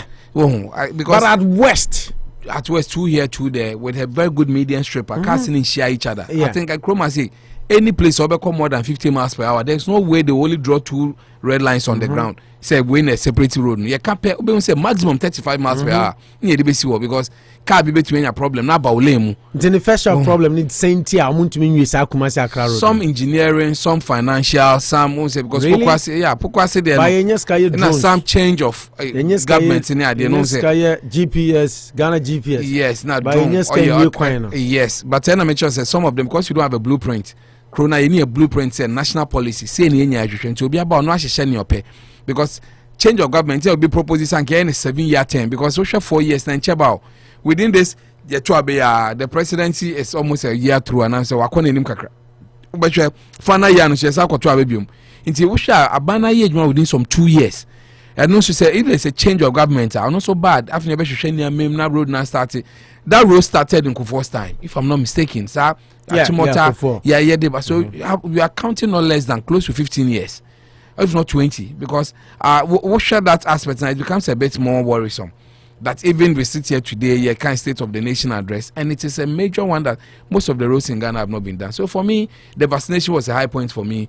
One district, one factory in the HSA, very high. No, it's a low point. Not talking about the gay issues in Ghana. These are pertinent issues Ghanaians want to know. So for low point in the gay seminal, now expected Kawa. Exactly, he could have reiterated to make it solid. Solid, say Ghana, yes, Ghana, dear, and I was also kind of parliament. Exactly, it would have brought some more light into it because there's still that school of thought. But it doesn't take anything away from it too. It should have been more solid. Ghana to tell the rest of the world. Because online some way advocates I can say asem no kan wo Canada no and the more ginger almost say of course ono aka say advocacy no form and Jones and American now see be enye no America say bound to happen no say if there were a group to emerge nti wa na encourage here no exactly in principle so if we say onyin tum e bia a mistake because what say interview Moses for money wa no oka chance na nado head and they made him aware so game from so but he's not really come out to say that he heard he hasn't sir. That's his personal view. I mean, I share with him. You know, personally, I share with him that some of these things here. So believe in democracy. Our democracy is growing. But where our democracy, how do you pass? Empire. Oh yes, and I'm bound to happen in America. A transitional government. You see, our democracy is in transition. But we do advanced democracy, where we feel that. You do advanced democracy where we feel that people deserve a lot of, but you do all yet. As it stands now, there, the annals of Ghana, bueno, bonnet, never near annoying. Say, I listen to Black Rock. Said, we don't perceive missing bueno. There are people they, all time we believe say we should be legalizing. They didn't go opening offices. Would you say I'm robber? Not you say I'm robbing. Prostitution should be legalized in Ghana. Could be offices. Yes, where Sana, that is where people feel that then you are forcing what your beliefs on the people. Because Ghana ni share that here na me chichi obi oso ege but we are not nyama ye dwano the constitution is against it. We don't want to foment it say okay a prostitute we think that we should be giving boy married men to not to rape their wives near there. It makes a lot of perfect sense. Me man me say me single it makes sense. It doesn't. Charlie, sex is natural inherent. Also you hate polygamy. How many times I many wet dreams no you hate polygamy. Yes. And how can that make sense to you? What's it? I hate it's good. I hate marrying two women. But now or side check. It's your business. Or back for 9 I say. What Mrs. But also no better. Send it anyway. But maybe the say why you be Mrs. Now so because you are a man you want to marry another woman or pompo bet me can your wife say no? The system you have in Ghana, my worry about me say my second wife. Whether the woman likes it or not, no better work out, right? And will it be good? No. Also, wait me. I say no, and I'm saying no needs to work out. Yeah, it's one of the means. But unfortunately, no. If you work out at 45, work for my divorce you and I make money to a it's not easy. You work that you're married because you are not wanted to marry. When I do a divorce and this are polygamy, oh yes, that's the beauty. Back to the gays. Yeah, so it would have been a perfect stage of a camp, but one council I don't think it takes anything away from the address. Okay, I think the vaccine was good. We wanting to grow the economy looks a bit good for me. The one district, one factory. It's for me. The dams are all over. Which is a fallacy for me. Those are dugouts. I mean, as a civil engineer, if you talk about dams. You see, Ghana, we should start telling truth to ourselves. That's what I like. That will show. No, my record is so these are the. We'll be doing it every Friday. Exactly. Because you look at issues going on now. Friday, the truth is that you can lie to everyone, but you should be truthful to yourself. Yeah. Once you, I say what I say, Obekaya Joe Biden. Time now, Obe prayer ban. Momu bisa ni say.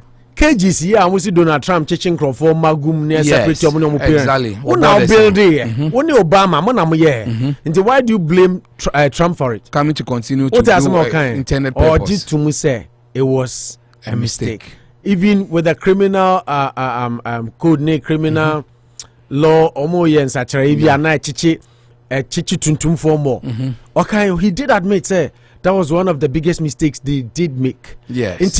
Just like I'm re-echoing what you said, say, nipa. Yeah, you make even the Bible mukrano. You see exigencies of the time. You do baby no. Moses can say an eye for an eye. It was good for the moment because the complaints were too much.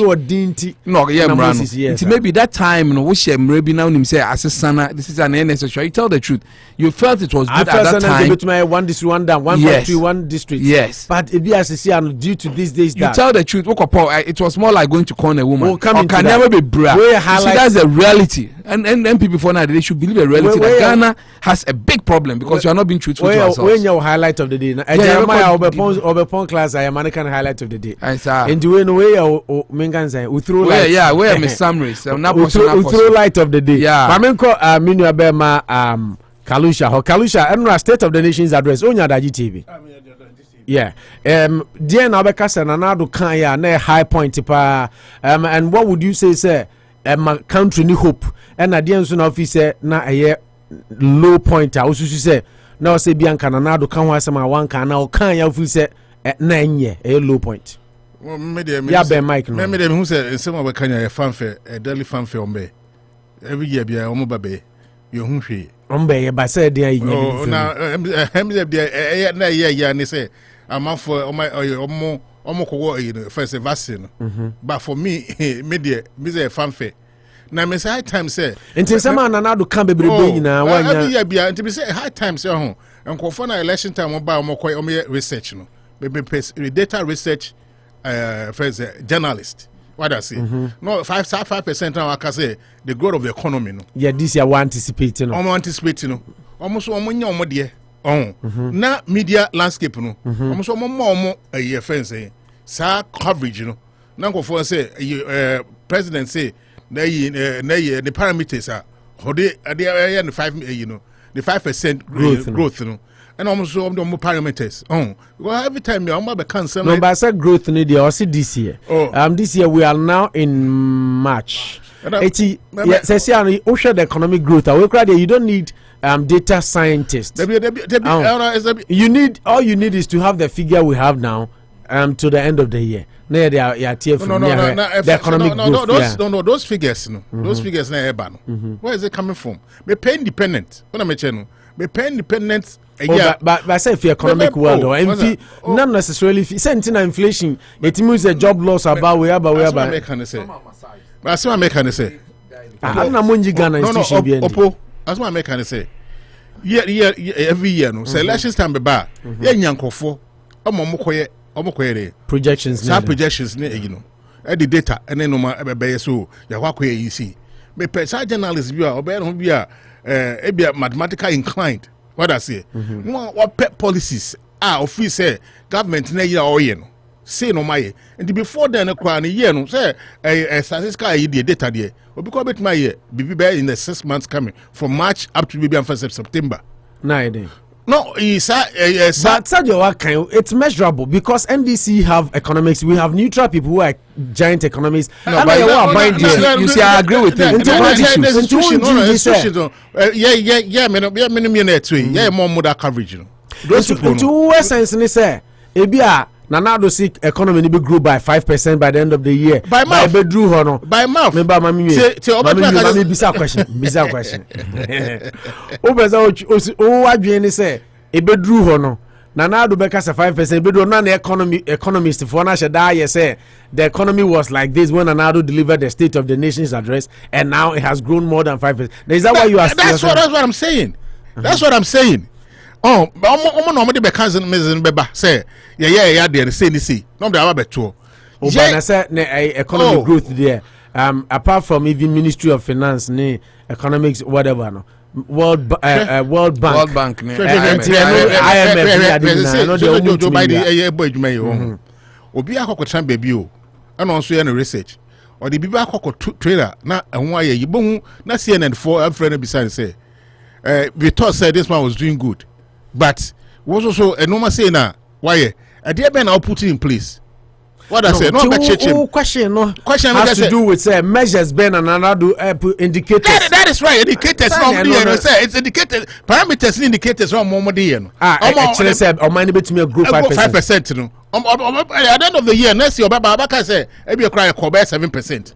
Now, I feel Tim baby or also twa, maybe on so far say, maybe data first research. Now, I can say, na na do 5% no kan no e ampa ana no kwanim ko bi na me say say you set me the fanfare o be ka bi ye bia ro be ka the same thing na yeah sa improvement bi amba say o be ka say sa Kumasi road na okay 15 years they be o mo ba mo kan wasem acho ne o Ghana suhum crash suhum suspect yeah so I do a better cry ko 30 years Pokwasi nteche nya chimota na odi ko 30 years and they be every year ma be kan wasem enti wa kwana watumi afa say na kwakota say no cry that stretch no and no cry -10 enti e ko ba yiri cry at the end of the year 100 million this cathedral 5% growth no cry so akwana down kekere cry no and cry -10 every and to me, the music is fanfare.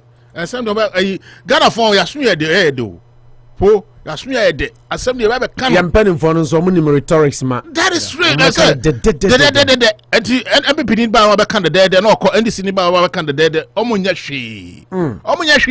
Omunyashi, Massa. Now, the truth is, we talk to Tiwi. Now, okay, Quayasem. Now, Anano Friday, na me fire, na me case. I told that.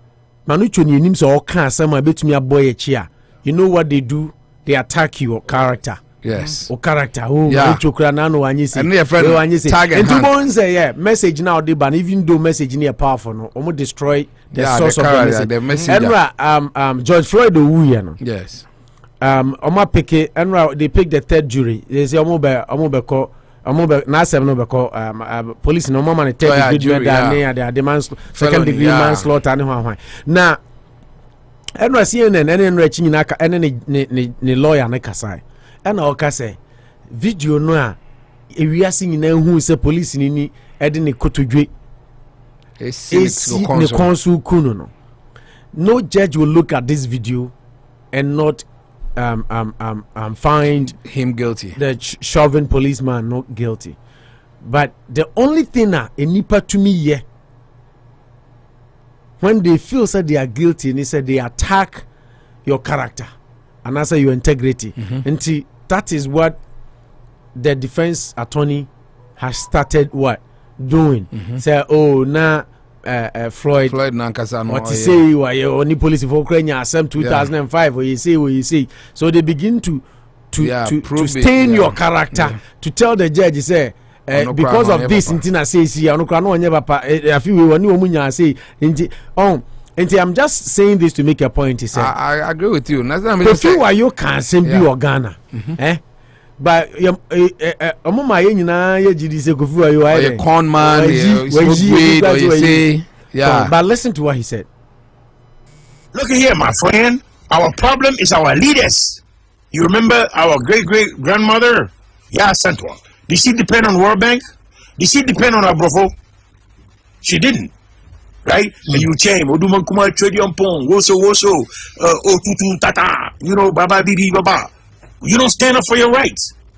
Democracy means if you do not criticize your condition, you understand, you're a traitor to the nation.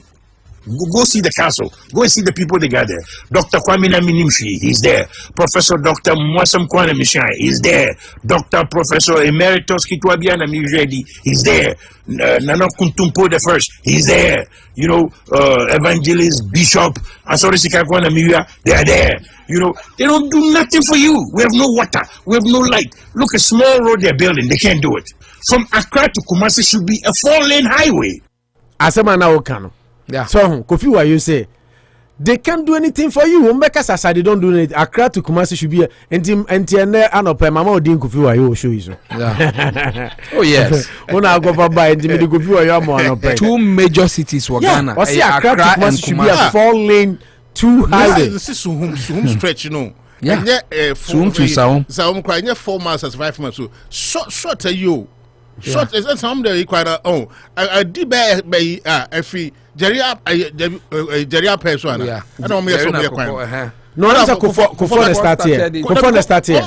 Jerry, you know, Kufo start here. Kufo start here. Kufo crab.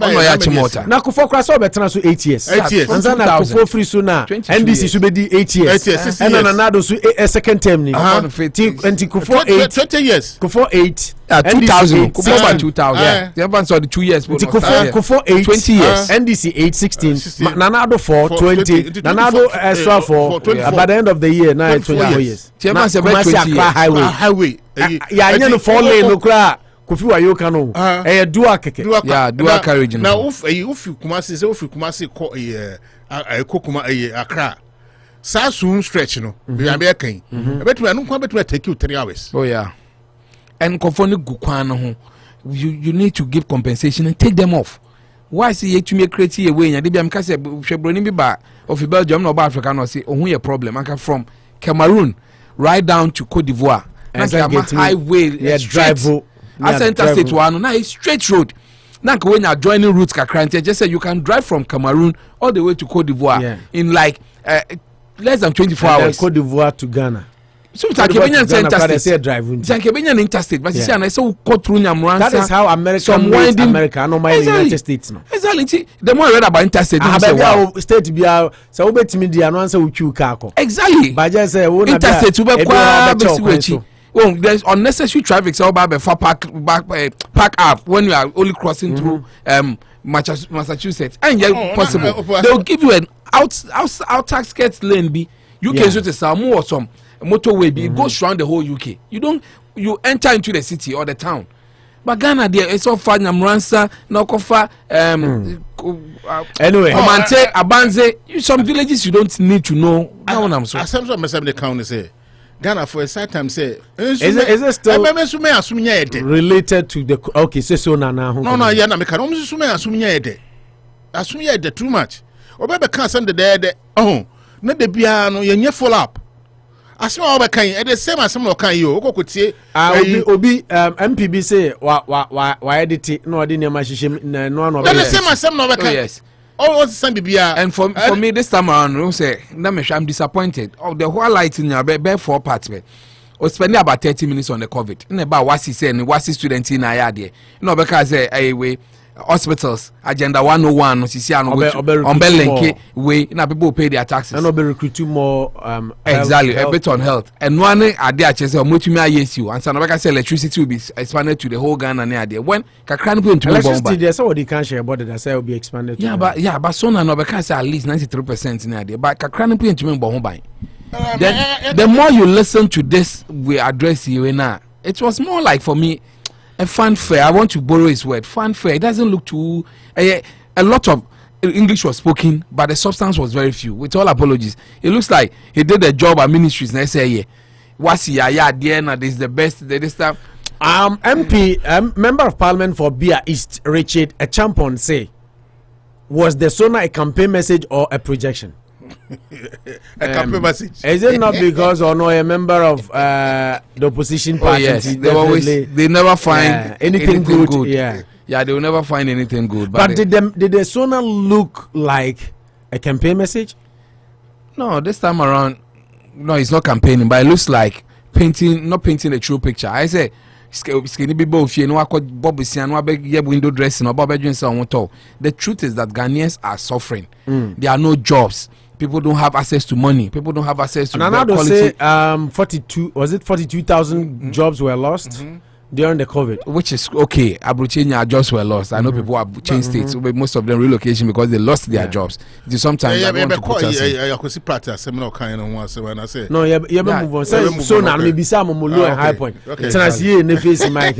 So losing jobs now there, we all agree. But going forward, how do you recover? What can say 5% you better recover? What are the pragmatic things at this point to be sure that you are recovering? Sometimes you don't just criticize, but you've always sat here. Luckily for us, you don't reinvent the wheel. Say Ghana, I see a cop Jesus walk on in terms of job near the how come you can 80 million people? Land size is smaller than Ghana, but they don't have the high unemployment rate. US over 300 million people, but at least it's all things will run at capacity. It's only about 10 to 15% unemployment. But Ghana, no, government being the highest one, just about 25-30 million. But I can completely tell you over 40% are unemployed. Why are you having these things? And then I see issue and they be saying, they be come say, "Obi for Ghana on my door, make 2 a.m. or make 4 a.m." What's a Ghana? Doesn't it resonate that now then I'm afraid because you're Koyejuma or Koyejuma. Now to Ghana, now we need Juma. I think those are some of the things we are really looking out for. it looks like a beautiful piece, well written, well rehearsed. I mean, for the first time, I saw clarity in Akufo-Addo's voice. I will have to say that. The noise from the background was not so much. Where the barcode thing, na minority na sum. Yeah, and sometimes it makes it fun. Yeah, but the chorus. The community. Backup singers, the chorus. A community now. Number teaser now. Yeah. Oh, okay. It's a Mills time now. Yeah, 2009. 2009. I still have it. Yeah. As my son, as Subim say, me pe Ghana for omenye political inclined. Omenye bias. What I say? Do we have such people in Ghana? I say me fan say na make research one say me. Obi tumi akoko research. Me fan say no beba me baumia. Me bisa question go me say ba smart me kana say ba ma maintenance ya. Baumia eba be o akọ the data ba beto. No aka say economy ni grow say no aye ne bibia kama. No be say histogram say bar chart to say cumulative frequency you need bibia no da ba beto kama. It's hard time say me Ghana ni bi so no so be independent researcher. Baumia ba you know say before class Baumia be ba no kra no. O me a country in perspective on no from a year no onye bias say obi be ka so NDC ni nti na opese ogu oyi omanu fi because obi ka so opese neutral no independent de bia na tag no. You know, so money here. What I say? No, but the end the Biama or you know, a president make us say, you know, a grow 5%. No, maybe point in it say, a grow 6%. That thing they own to mean CC because and we have Bank of Ghana, World Bank, IMF, any these big financial organizations in the world. And I know they they know the state of the economy, and some person is just a matter of doing. But William said there was a time figure example I don't go Fred I don't go any way Uforiata they had issues over there. Ne buy na we am for because can Uforiata mo dey we. But you see the point here is that abrofo you can say abrofo ball abasu be bra sometimes then you are not doing something right. We all know some of these things. Exactly. And omu control you. Paul Kagame Masajo.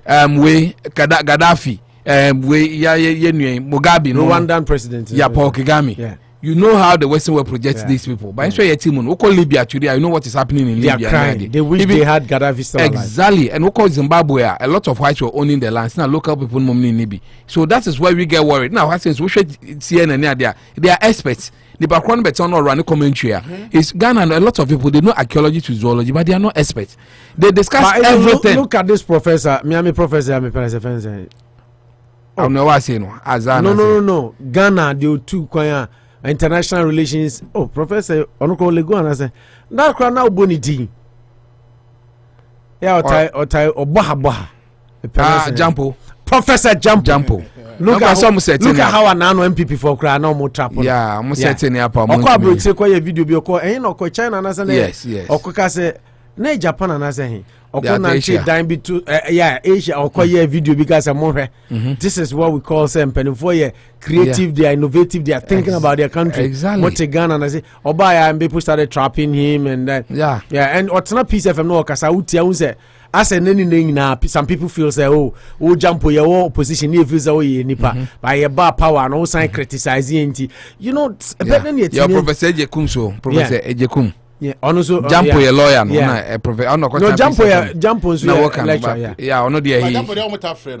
Yeah, no, he does, but I mean, say no. Just say he is more of a resource person. Your friend, Professor Jekum, or a pundit. That's what I wanted you to really. It's high time, sir. No, but they say, but to make beautifully do this. But even our education system doesn't allow for growth. When we retentive memory, we could see at the end and no exams 2 hours. We be no near more maximum certificates. But I said we've been to school. You know how CNN cry. Sir John Major said they be sure. I'm saying statistical inclined. What I say. Until you be now Oba town on him the Oka. Starts now Beno. This year, say, may I share 2020? Yes, sir, more. It's hard time say, Benya side journalists now. President. They Ghana for. No, I know they say challenge there. Then you challenge the media stations. CNN are okay. The media station correspondent for health. Dr. Sanjo Gupta. Yeah. I know on more, but almost I was friend on coronavirus. CDC account. CDC account. He's seen as an expert. Full-time employed statisticians. To say data scientists. And more expect bia. And to say area haba or say even Enra Royal debate about Prince Meghan Prince Harry and Meghan. They have about 4 or 5 royal correspondents. Yes. And Robia shows they call a different person and perspectives. So tell the Peace FMs there, Doom FMs, the big guns. But they are interested in politicians who go there to sell the bias. I don't think you should call me as an expert in economy. Because it's politically being polluted. Well, that is where the problem is. Per se, or bias towards the submissions in to favor his government. I use polluted because how neutral can he be? Because they say crime. They say unity. I beg you say. Right now, crowd. I say starting from unity. Yenya obi a such inclined. What I say now? Ebi agana eyi omo ye no. Obetumi de no ma bi atumi say kofu asem amakan 5 years a bit 5% a bit more feasible. It was also into feasible. What I say? Too ambitious. Too ambitious. Okay. And no matter how many besio. A crown say maybe what 2 years to whom cross are stretching a crown. A crown Kumasi road to the crown. And a crown a more than 2%. A development will be more. Yeah, exactly. It is soon crown the whole not 4 years. What is the meaning of that 5%? Our pain is those high profile journalists and their multiple platforms. We were talking about them. So what's your crack? A crowd to Kumasi Road.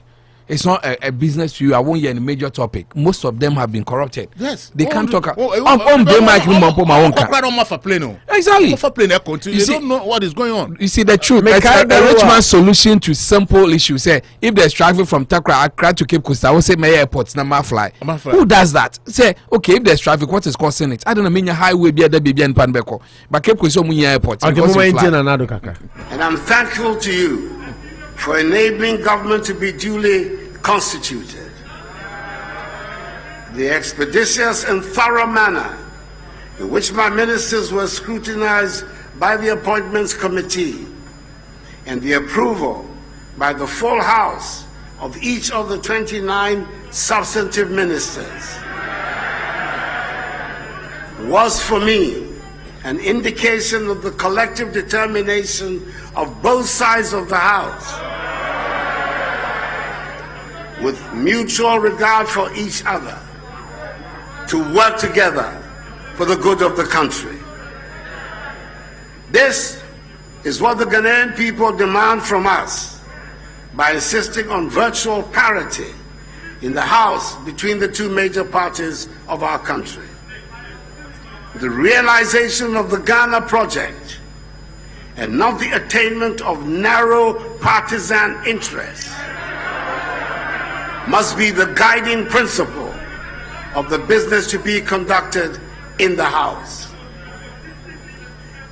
As President of the Republic, I give my commitment, my firm commitment to this end, and I assure Mr. Speaker and the legislature of the cooperation of the executive in this endeavor. As I indicated in my acceptance speech on the night of 9th December 2020, now is the time for each and every one of us, irrespective of our political affiliations, to unite, join hands, stand shoulder to shoulder, and work hard to place Ghana where she deserves to be. Okay, Unity Radio 103.9 Bosuo. No man penny and Ado Danko Akufo-Addo talking about the parliamentarians doing their job as patriots. Abra Omoaji Supreme Court ruling atum no the ministers and so omo atumi aveti approve omo na omampani to aso say as I say parliament and narrow partisan politics, partisan interest. Na omo mfa no enye adwuma. It shouldn't be the guiding principles before you see no.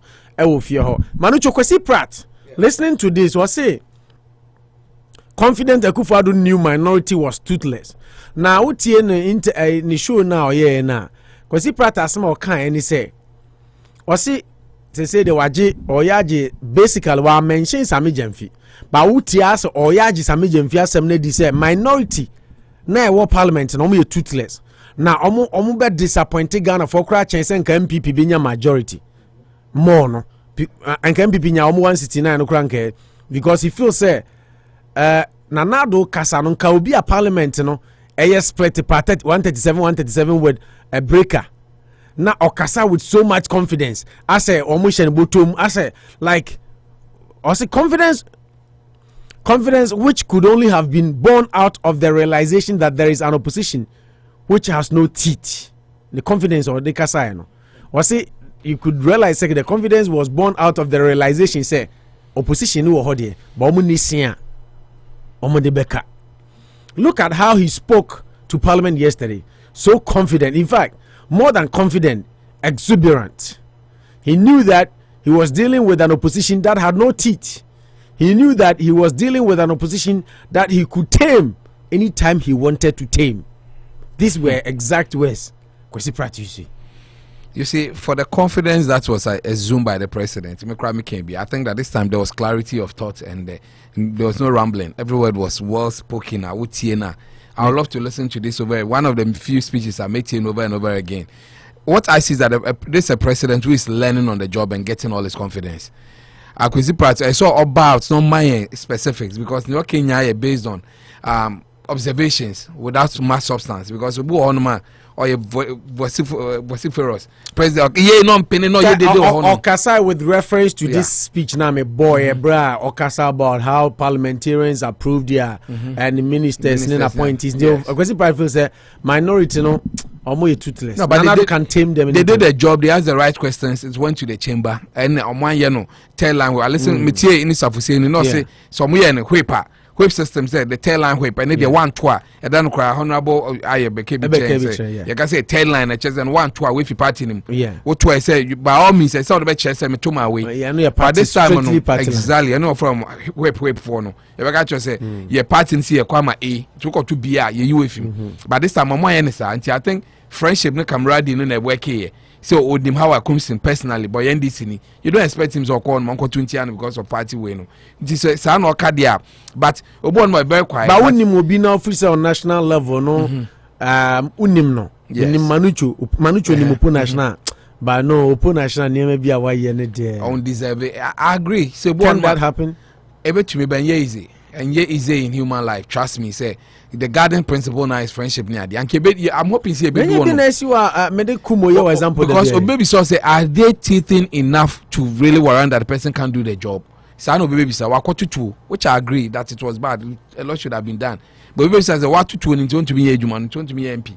Yeah, those are personal gets to personal levels. Maybe they say Kwesi party they win. So on my instances in the year, but say when who a lot of noise, anarchy, pandemonium or parliament won't you know, it makes it a bad one. That's why I have my problem with him.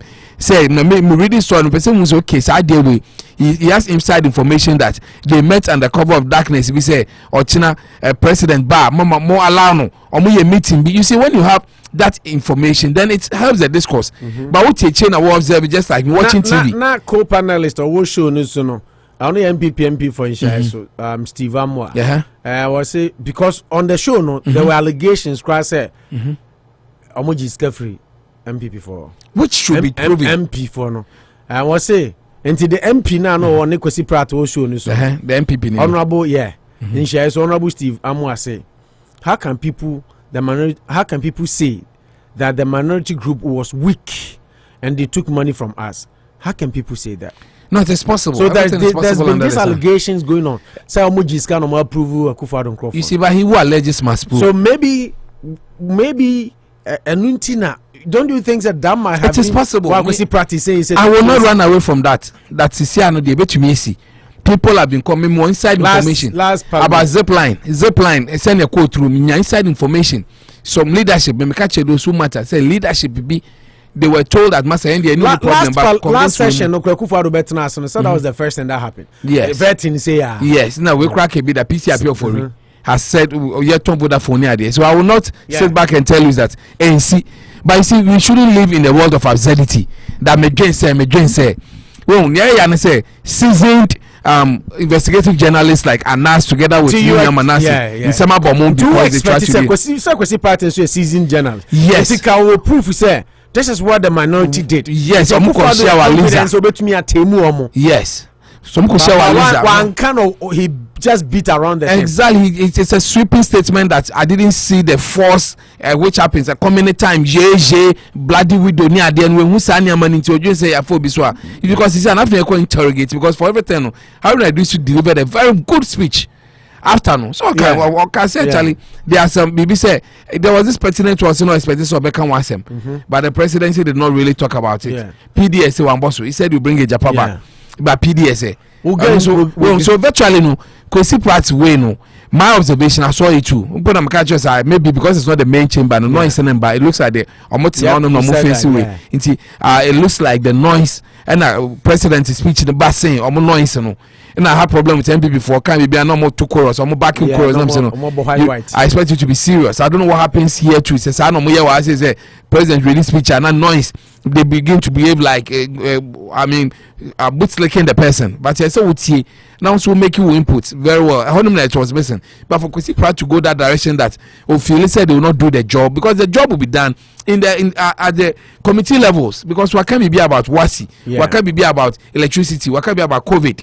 Oh, he made specifics. Into Akufo-Addo discussing I'm not digressing very well. But to say that just by observing and watching to them, who feel say they are weak in there. I think it doesn't wash with me. It's a personal observation which I ascribe to in a bit of maybe a way, or be big akrabo so then shouldn't share the intimidation you've been there during Rollins time and you've gone to jail for telling the truth. So you shouldn't run away from those running away harsh truth. If you do have any proof.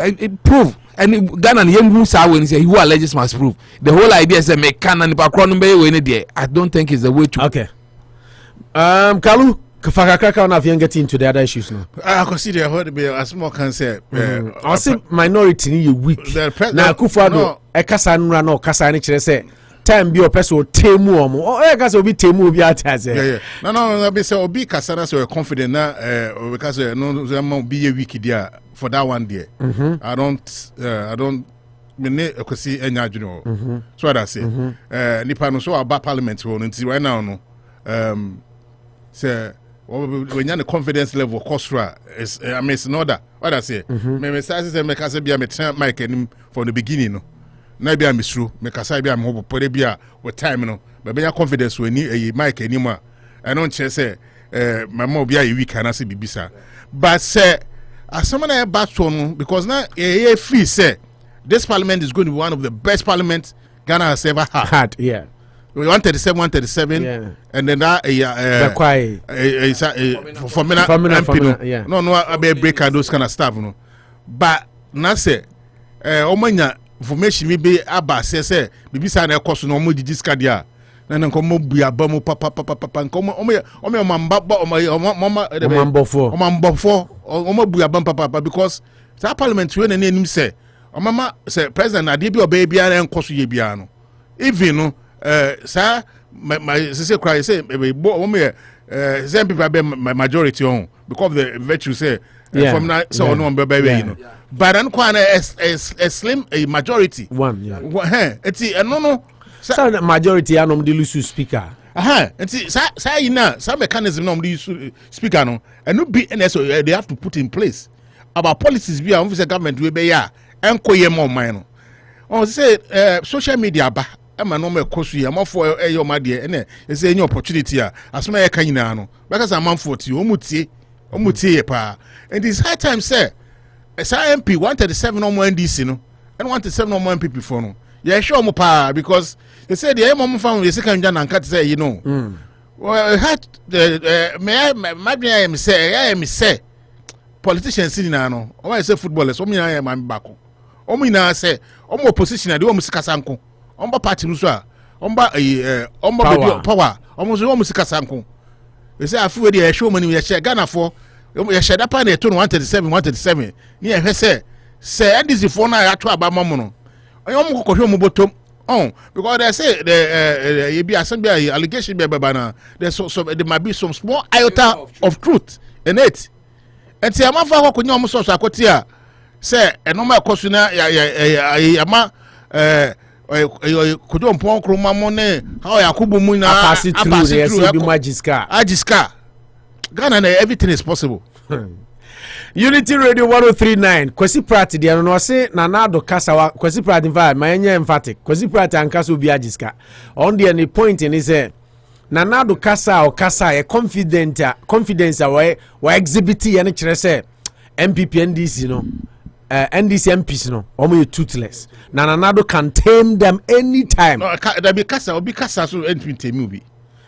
No so already means into diabolic there. That's what he feels, and we are talking about. That's his own observation. So diabolic there, and he has spoken it true. Okay, but I mean, yes, sure, sir. So this is it the first time another Akufo-AdSoNA. I mean, to be the fifth time. Every fifth time, and I say every year be our one. So it will be the fifth time, and the fifth time maybe I did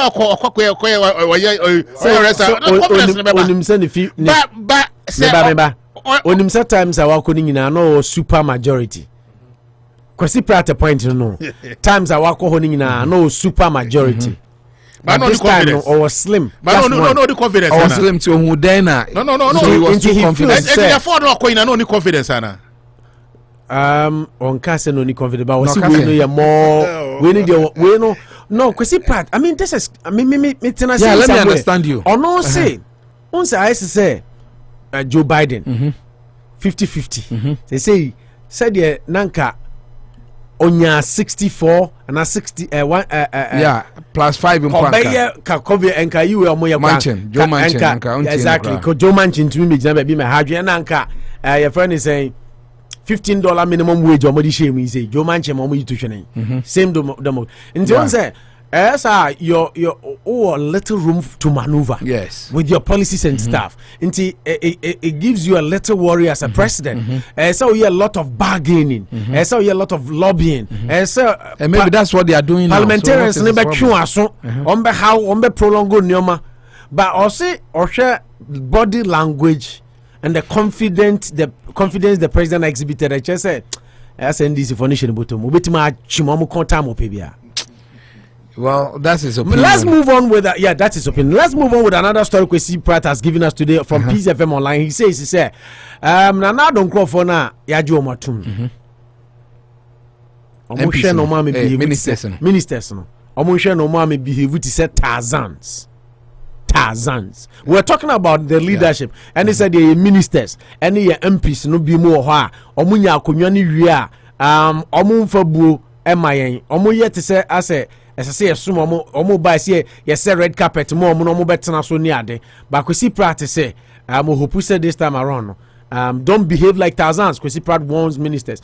Now, managing editor of Inside Newspaper Kwesi Pratt Jr. has sent a word of caution to the newly appointed ministers. President Akufo-Addo sworn in the first batch of 28 ministers of his second term last Friday. The president urged them to deliver on their mandate because, quote, that is why we are here and that is why the Ghanaian people voted for us. Now, Kwesi Pratt opining on the show no, and no kase ma omo emma behave to say Tarzan. Don't think because we have made you ministers, you've become Tarzan today. Nobody is Tarzan. They shouldn't think they are wiser than all Ghanaians. For there are many intelligent Ghanaians who are not ministers and some who won't even accept ministerial appointments. So they should work hard to bring about development. They must do a good work to leave a good legacy. Wow. Yeah. Powerful. A Tarzan, American English. Any very strong, viral, and agile man is a Tarzan. Exactly. You know, say Rekubrobe, Dr. Rekubrobe is called Tarzan. Tarzan. It easily comes to mind, but maybe I need to sign up such. They should be leaders. I think maybe it's a form of advice. Say they should. It's a form of advice. They should use the Jesus kind of leadership, where the greatest is the servant, not that one. And now you said it in your speech. The background on your minister and Kobenya time kakrano wakasa. it's our friend for 1 week obo call pa on return call on be sample said then why busy you can be busy because you have other responsibility, but you expect to say obe free within 24 hours and now 48 hours you should have time to say that opo frame you 2 days ago sorry no my busy and can be no person no can stop because okay me on Saturday and then offline akọbọ radio so we do all these things people because if be a time up person on 2 radio so 2 a.m. 2 p.m. near there no nya chance, so we expect that obe build the time and I say na some obe call office in term sometimes I saw sign a document here and it happens in Ghana obo on my passport officer the boss director of passports I saw sign here maybe about 2 months I don't see office one sign here. If these are some of the things he's speaking about, say me back room if there's one thing I learned, leaders are responsible. Ghana leaders are mostly irresponsible. Leaders serve almost 7 nipa no on terms of reference we worship them now. We are on the terms of reference what I say, and they expect you to get results because you are answerable to someone, somebody is answerable to someone, but Ghana there once they put a person there they make him the thank God, the demigod of the place, or a minister of agriculture. All decisions should be taken by him. Or nothing is moving, and we tell them so those are some of the things. Nobody does it here. Kroma won't mean yet. Obi and a citizen on him say do I say FR 3 months I say onya saleta away and ba obefre the system works. The system is working 24/7. That's why you are paid as a minister to go there to fast track things to happen for Ghana. At the end of the day your brema and your brain why your person for life easy so that they are not vulnerable to diseases and financial issues.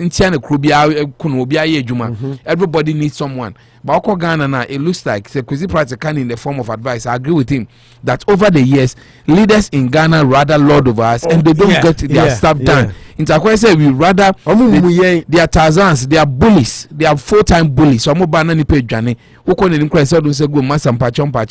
people who bootleg them get favors. Those who gossip, they don't give things on merit. Most of them, one or two, but they be a man and come and say. We do France match left. Now match right. You are the odd one out because they are happy. They are well synchronized. But also when you say no, you have to do a left before a right. But in the first one so what do? You either join to make it beautiful or you decide to stay off. But rather than going in there to destroy it, I think it's the best of advice. And just like what can I say, Reverend Kwesi Boafo say, I'm a Reverend, or Reverend, one of their man. Or say if they will not be like ostriches. That's what we said 2016. Nanado had about 53%. Now we share 2014, 2020 no. Onya 51, some even say 50 point something. There should be a thorough discussion that the ministers, DCEs, MCEs, any other municipal chief executives, they hold a bigger responsibility because leadership starts at the grassroots. For now, the ministers in the year, and we expect them to see what call region and I say, what department, I say, they are not doing the right thing. You should rather be the one to really take the odd one out for Ghana to move. So, in principle, the Mejitum, I've been a victim before. Work officer, director, no, I said by 8 o'clock, or Okobo tennis, or call Tessano Tennis Club 9 o'clock. We'll be jarring. Now, you'll be seen with 11:30, about 2:30 our point, and they are taking salaries in Ghana. And nobody can discuss it. That is the attitude in Ghana. Mambabru Chanka, meaning say leader in Pono was our upon late, and is seen as the one who should be responsible for the area. Woke up place like Walmart. I will say, some manager no bopale jack, papa, no chinyama to the floor. Then I ask myself that Ghana, I have over office, we say the minister and chief director no okra rag or paper table. So because we don't, you see, we want to improve. That's why we complain. So I think it's a very good form of advice. It's a good call. We should learn I think last week Nana about said the leaders no yes, the Lord of us and they expect us to really be under the law. Even the Queen of England and I'm reading the report he say he's been given a lot of power, but he uses the minimal until a lot of respect around the world. He can travel anywhere, do this, blah, blah, blah, but he doesn't overdo them. So we're expecting our leaders, we're a president, you have the right to sack anybody, appoint anybody, but use it infinitesimally. Then people realize that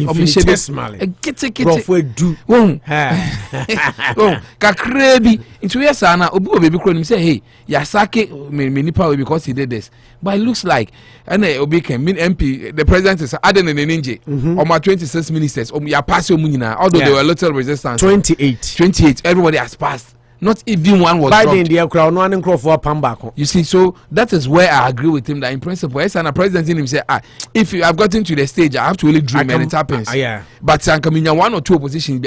Why will you come say Japan is coming back to the place? She said, minimum majority. These are some of the things Kwesi Pratt is saying. I said the confidence exhibited by the president makes him think. Yes, it's so high. Yeah, because which is good. We'll come to a Japan next. Yeah, I make sure I agree with Kwesi Pratt, but it should come with some level of facts. You just saying that you opinion. I'm a shessen at the ATR or party bribe. Yeah, you can say that. Nobody's against that. But telling me so Michelle will go coast, no, it brings some level of suspicion. Makes it you couch it very well. But when we hear, the more you listen, the more you are like, okay, maybe margin MSA. Why do you know I mean, how will I enter your brain? That's where I have a bit of a problem. Now, running story. Maybe people should ask me that. And there is already rumors in Ghana. Yes. And until MP na Amuana say. On the amount for NDC MPs not just for MPP for yeah, so that thing is already going on in Ghana. Yes, and American Sami Jemfi was even so much annoyed. When Haruna do so pass it with that betray. Say you be and can send this for any brain because of the police presence in water region Bandana and it was one of the biggest errors that they think it caused them. It's a many chance to Nitiwula to pass him through a door. I think it was the best time for them to ask. So he has genuine questions. Then I'm going to say, do baby, party or the government? Obviously, you're correct. Okay. He being NDC does not mean that he should bow me suppose. The problem is that he being MPP also. I quite say impeach him Trump or Chroma saying, or Republican Antino, or he doesn't want to listen. But there's no level of resistance. And even yepe, I agree that sometimes Ghana near money at times say, do we really need an appointment committee? If they brought 26 people and they all passed. President 100 Bamunya pass, do you need them to take allowances, drink tea? These are genuine questions. But before you can make any emphatic statement, once you are alleging, prove it. When prove it, I mean, as sitting as an armchair person, I can only work with the facts that you give, you put on the table. But till now, I mean, forgive me, enough information to say that PC appear for the buy. So can I? Yeah, no, and we'll dealt with it. $5,000 Vodafone. It's on record. So they couldn't tell us that one baby. But we sit and some tell us which MP have you seen or have but you sometimes heard too, you also say Ghana, not Ghana, the way things work and Onyema doesn't come up, but things exist. Oh yeah, that one day you can run away from it, but you don't have to join that chorus. Yeah, too. okay. We join the chorus now, then you'll live in a banana republic. Yeah. Now it's too low, okay. We should avoid that. Mamenko Kalusha, quick one. Kwesi Pratt say ministers shouldn't come and behave like Tarzans. And as I'm can the trooper. Because Ghana, as we are saying, you're more be positioner. No officer, we now there I come say, you're more be Minister for Defense, Secretary of Defense, yeah, talk us more. Krumha. Yeah, so you run on the state, yeah. Talk us more. I should think so. No. Oh yeah. Once you become a state secretary of state in there, you run on government. Yeah. Government name mom fuel and mom you show moka. You talk be expensive card, say Land Cruiser and other than more. At the point in say Ghana, Ghana. I don't have a problem. Listen. The other can say obi wa they be amfa so twi ni tefre. And also twi total Colorado bi kitwe bi. And the man minister. Okonya Land Cruiser na mu na ne so ban susa. Nti ho na okonya man Land Cruiser say we are minister of interior na am Land Cruiser no. Officer say the oche obi. Nti point in the my mom Land Cruiser na. Nti say me ba mom Land Cruiser na. Na nse nyo obi anso na gi Land Cruiser na ne so ban sisa. E na obi onso ote Land Cruiser na bim dada ansa na obi minister ba ne so ban sisa. Nti eye character. Unim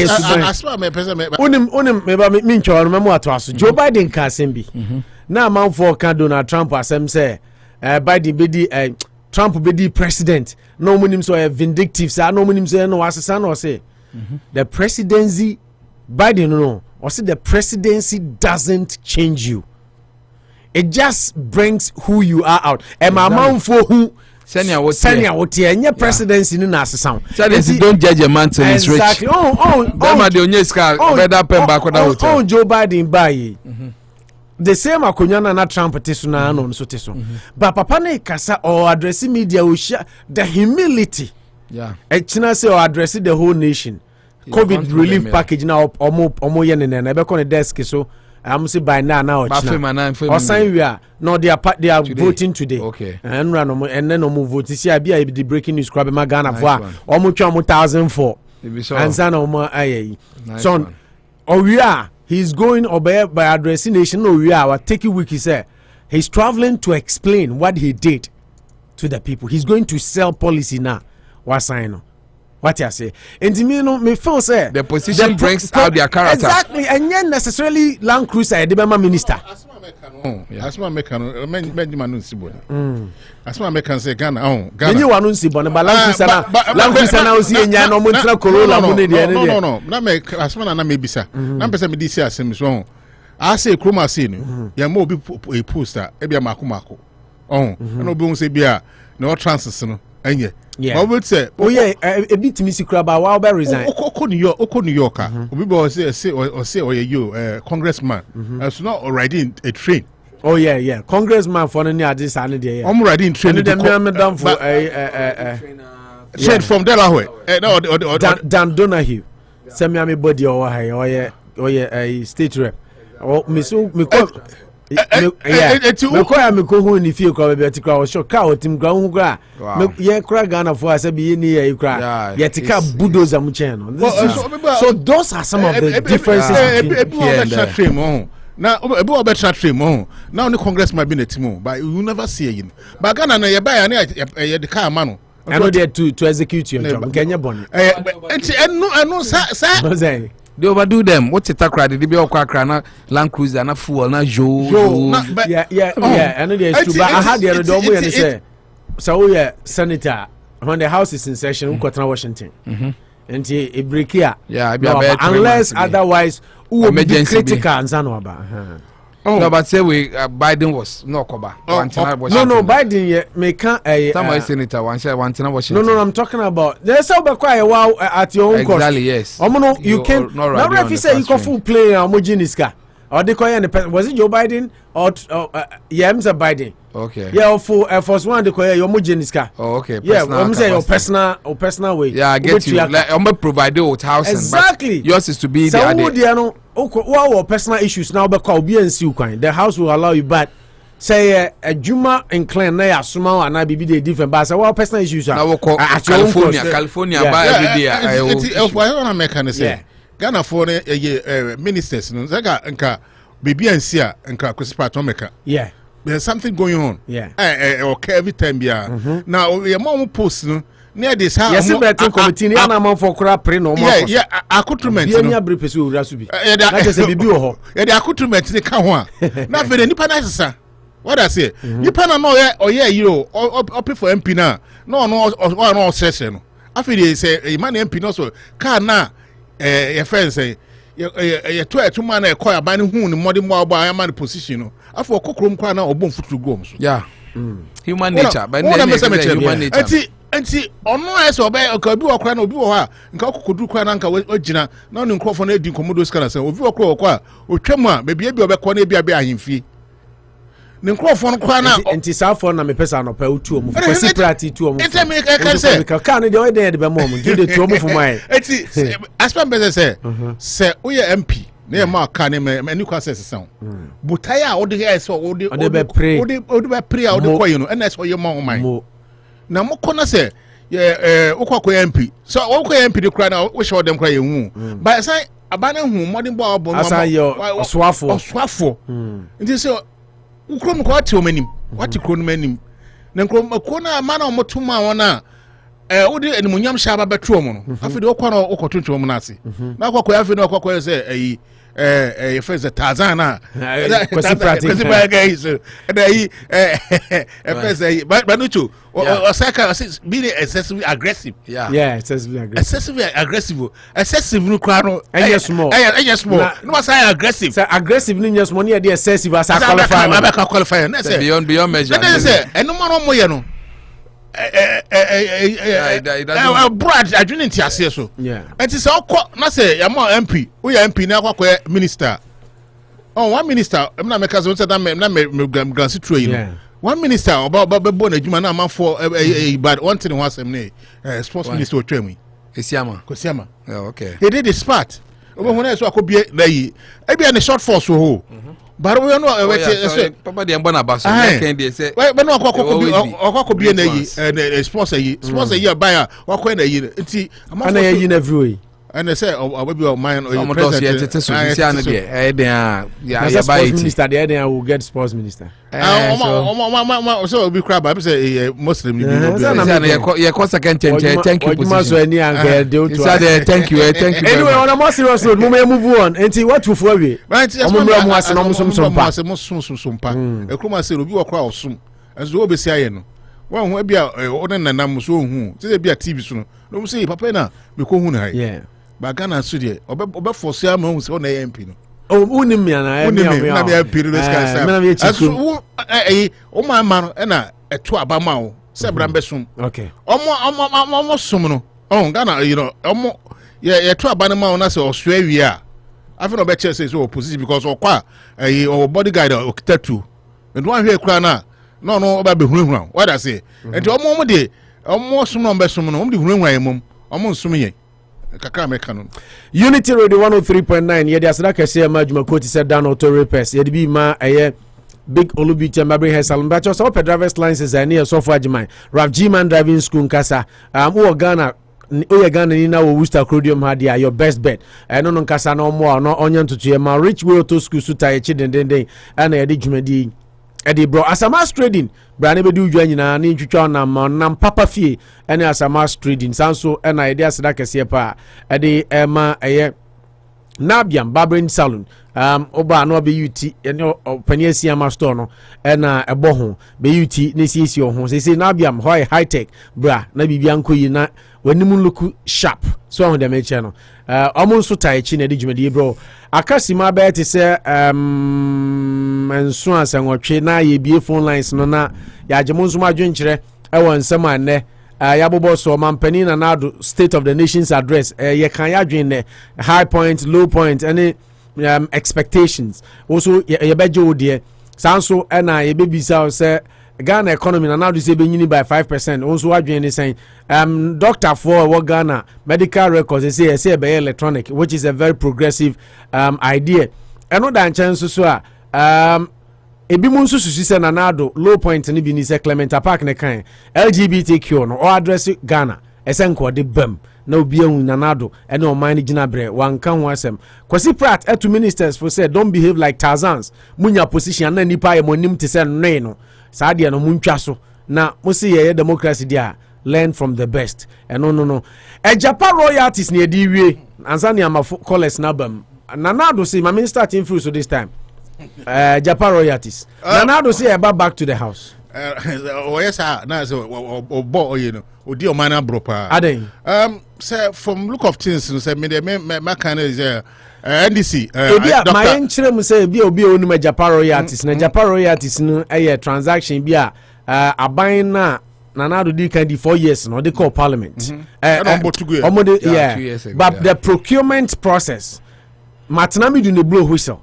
special prosecutor can say ade no chronism nepotism as an anado na busuafo na aka bom e na omo ati company no na omo de be diganeska e ko fan say bebre ba e ma nanado withdraw because e chire no no hu say de na AC air kono e ko parliament omo pass na Matinami do na make am say ode no kan hu bi na yem fan to atie for nim say e based on Japan and Mama Matinami do resign here. Yes, on the Asante to front and back. Yep. Front back. Now, prior to approving the Agyapa Royalties transaction, Parliament in 2018 passed the Minerals Income Investment Fund, and MIIF Act 2018, which establishes the fund to manage the equity interest of Ghana in mining companies and receive royalties on behalf of government. And it is MIIF Act 2018 no chese Agyapa ba na chese no ya den abe replacing I say to the sole purpose of the fund is to manage and invest these royalties and revenue from equities for higher returns for the benefit of the country and government through the MIIF. Opo me. Jomo adwuma no na say Japan no ba be dey. Yeah, Japan say Opo me mema session no. I'm not yes on be pass on pass you me free Dr. case Akufo-AdSoNA. A point of view. A point of view. Yeah. Or say the bofu pa. Or the bofu. Or say the deal on mobile no. So what I say it's ranging between 500 to 750 million. Yep. But in actual fact, no, I think $3.8 billion. What I say, and see, you're running up, cry. Now if I say 1 billion, and I didn't be ranging, yes, 750 no cry now. Mathematically, no, you better say 2.8 billion. So if you are taking this into consideration, I don't think this is a good. Maybe a mobile amendment. Said the new draft. And I'm just saying, what I'm seeing from Akufo-AdSoNA point of view, no, say it should be over their dead body. They'll fight with their blood. Their blood. Yeah. Because that deal, no, now mathematically makes sense on what is figures on that baby tono. Many cross check. I'm saying it doesn't make sense. Many cross check. And you be but because I don't know, between 500 and 750 million. But I didn't in actual fact it should be 3.8 billion. And you want 750 crash 1 billion. That's a 2.8 billion. And on Baba and it's all quite be na say Sky B said the baby man. It's 2.8 no. Now here the Biara can say above from bar no one baby use your junior. I say be a crowd when my Musa Japan is being coming from Ghana. You have to put the right staff in place. What I mention. Say you are more ye, a mama can say, dear, a normal baby, a salon in a man baby a cockroach crown, it be a Ghana for Quaber crown, young petty for Cramo, Omunya, Omunya cartoon, but it doesn't come out. And see, about normally I don't know about straight every time piano. Now, Maya, on one can I say, me a scacco course, I don't know, a comedy, and they be an eye and hot chain. And so, yeah, Japan in the Kobobusian, me boy. It was Kobobusian, baby, and then you want some of a chain. Now, I'm off for Ghana. Maybe I also say, oh, a woman enough. A woman as well, my back a crowd. More move for Buchi when they say, my boy, become sick of the bino, and they treat the amount a boy of mine. Now, such kind of Moko different. And so, oppose there are 2 forcing. Dr. Akufo-AdSoNA is anything to write home about her. Oppo, this is not a good dealer. I say, I call Parliament crowd, almost Mbongubium. Because that's when a become not say 1 billion per on the bear, I didn't say 3.8. No one to me yet, Emma didn't cost room. I say, about from Zeka Bank, I'm breaking even. What I say? Okay, I got 3.8 and get you a 1.9. I said, and one on my boy 1.9, come on, break even. Nothing there, I didn't quite say about a 500, 750 there. Opo made them if you say, Uncle, and to my months and friends you'll be. But I don't so say a samba. I'm about Montugu. They say Parliament tonight don't miss parliamentary ban. It's one of the parliamentary issue I'm playing. And I say, Parliament is almost quite toothless bull. Say, I could see Pratt can say, maybe someone can say the confidence no they can hear. But Senka who say, I'm not just coming on they can hear and can be a meet my side. But I can say the background confidence in them say, I'm bribe when I could run it there. Men no, I don't know your evidence. One oh can now, oh yeah, Bibisa. But say. As someone can say, if there's an outlet of truth, na say, some parliamentarians, no, they be a some more money, be shown bottom. Now, parliamentarian, best parliament so far in the democracy, no, no, be jammed this semuna. Okay, time will tell. Time will tell. Manucho, my member, so Unity Radio 103.9, and Manucho, I see ya. We'll be on the 5 minutes. Near beautiful lines, no 5 minutes. Yeah, it's about interesting. I'm not trying to forward them because I see a refresh your mind, Kakra, because to make it more interesting. Japan, if you never, like you mentioned, the MIIF. I don't know. First question exactly. Morally, morally, yes. I was saying, can I do to me? Cast was this idea way back. Yes, morally. MIIF. No, Ghana. I just say you 2 gold, maybe. Every mineral in Ghana belongs to the government. What got us? I say, and I say, you can gold or so. I saw what catch mineral commission. By Kwame Nkrumah, the law more year and say no person in Ghana owns mineral. It should belong to the government. It's a bench, royalties. Yeah, beji royalties. We are heno crowd. Well, royalties now beji. Now MIIF for no more almost shares our royalties and so. It is a omuturam cotton we are now be a 10%. No more their mine. Now sure averagely every year your 16 mining companies there no more anything. Average to me be 100 million. 150 million. That's the average amount here.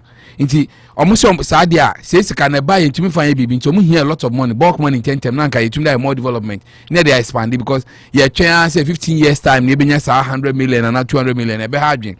Until let's assume that now scan to see it's possible say a bit you have 200 million, 300 million. Now my imagine so if that's the case, I then yen bulk money quickly now yen find more projects. Into Sadia. That became the subject. I'm happy when the NTM say 200 million yen every year there. You multiply by 15 at 3 billion. Say 100 million yen, you multiply by 15 at 1.5. Barbara yen you got on say gold there. They be an new technology edition first no be 10%, we 70% technology konenim a time will come you dey be cry a friend way tailings dam money actual gold money after about 20 years na san combine and more gold because the technology no cost na gold so the money and again say you have to put in $100 to make before you can get $10 out of it. So spend like $90. You get me to get it in the boarding. It's very expensive. Internet be employed decide it's a yen to know because there are time you go and you get next to nothing. Decide how they could to know when you bet and fast for 10%. So special purpose vehicle and a Japan airbano. First cry now the for say okay omona mombe manage mine. I'm IIF. Omona or company omo ye dada. Decide a Japan na kebe replace omo Agyapa Royalties company. Company limited no and ebe manage and asafuma for ban na nke no as CEO of the company want to mean for the next 15 years on no be lady but the addition is yes exactly they issue have to do for senior minister ba pricing exactly and another question but Ghana for argue say once he's a Ghanaian he has the qualification there you can but why should you put a cross to so being to know that is my worry exactly that's the point now why will you even how diabolic some people can be. Now what president to create me referendum into in almost so cast IDNF almost about 1 billion. Or estimation and can you 250 years 1 billion till 49%. In the cotton so a London Stock Exchange. Yan ton Ghana magani no usika kakrampo nye biato sanka wo de uska yan to cotton or London Stock Exchange ni ade. So basically no wo hwe say na deal no kona let's remember that the deal no mo pass here. 2020 no more pass here by NDC MPs no they boycotted it boycott here and MPP for na on the reason why I tell people to say we put up so be say that time we Agyapa and we lose seats no say among winning the ask back we MPC see na continue na say when you so conscience no kwa wadun say je once you lose your seat you are out of government say Akufo-Addo who mobile man some position will be a we lose. So I'm sure Agyapa is one of the major reasons since and for two against their MPs because we will be a war conscience. At the end, 26 to 29 civil society organizations. I can say deal with the papa. We ain't I'm saying no, you and pan some year pass at the end. And the president has suspended. So the reality is that the Agyapa deal was passed by the previous government, parliament, and they only need to issue it to go on. For political expediency say master share be lo see abanti the yentungu maybe na man yet this and say or see you know what ebia na mo aka no mate yekoya amendment kromanya ye bi that is what he said yekoya amendment yes and dey abetu munim na this time ne ba mesra mo nhwem ye na nka mo agree maybe mo ne ya adwent say jomanchi dey bi no ne ensesa because at the end of the day as a government we need a lot of money to fast track Ghana's development which in principle makes a lot of sense but the problem here has to do with the evaluation. In the modus operandi. Why should the president of the republic come back to parliament and tell us that you are bringing it back? That is disrespect. Disrespect to parliament for him to think that he is bringing it back. What? Some members of the parliament have spoken vehemently against. Something that the civil society groups have spoken vehemently against. Something that the special prosecutor had to resign because he believed the structure is full of corruption. And for that matter, it should not be allowed to go. Something that Transparency International has written to the UK authorities about. And the president saying what? Bring back Agyapa? Please. That is disrespect. No, I agree and disagree. The president can bring it, but they also hold the power to reject it. But no, me say morally. Just like you said, at the MPP almost in minority. A lot more than 50 MPs have lost their seats. From one say 169. 260. 169. 169. Yeah, and I wish you 101. About 270. Yeah, and I'll do my about never some more 170. Yeah, and I'll do my about 137. And no who can say man nipa bebre lose am see. Yes, because they sat down to pass it. People were not happy. One pass more. And now said the auto force can say Transparency, Civil Society, Transparency International, UK. And for you to think, say, me the suffer for backward now, basically, I ain't me yinedi. And I deal with now, man, nipa bebre say chronism. Nepotism, Odu Obusu for new field. And Gabi's name should be Gabi local representative. Yeah, Gabi has so much 100,000, but say $100,000. Gabi Dakun law firm nebe manage. Local rep, some of you UK. Yeah, some of UK, yeah, anti Ghana rep. It's what should then psychologically and conscience-wise, it doesn't make sense. Why should the president want to bring it back? Bringing it back, let me just say, in principle, dear, or see, we need money for development. The problem has to do with the evaluation together with the distribution. Now, modus operandi. And then I think that people have. I've already there taking care of it. And every year, 100 million, 50 million, 200. Necessarily, say, says can MIF na modify no more. Good. These are the questions that should be why a special purpose vehicles are more on 400 million because then from Bayadian. That one they have a right because obi a to stock in Ibino or the £1,000 per shame. 50 years they be 500,000 a man. And that's what they do.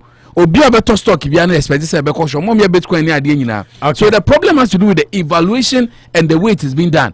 So the president has the right to redo it and rebring it, and you also have the right to reject it. But morally, does it? Usha said the morally the right is there. Why your family? Yeah, no. The right is there, sir. Yeah, because Mr. Mwa friend, Mama 1 minute here, pick him the right is there, sir. Ubetumi aka say.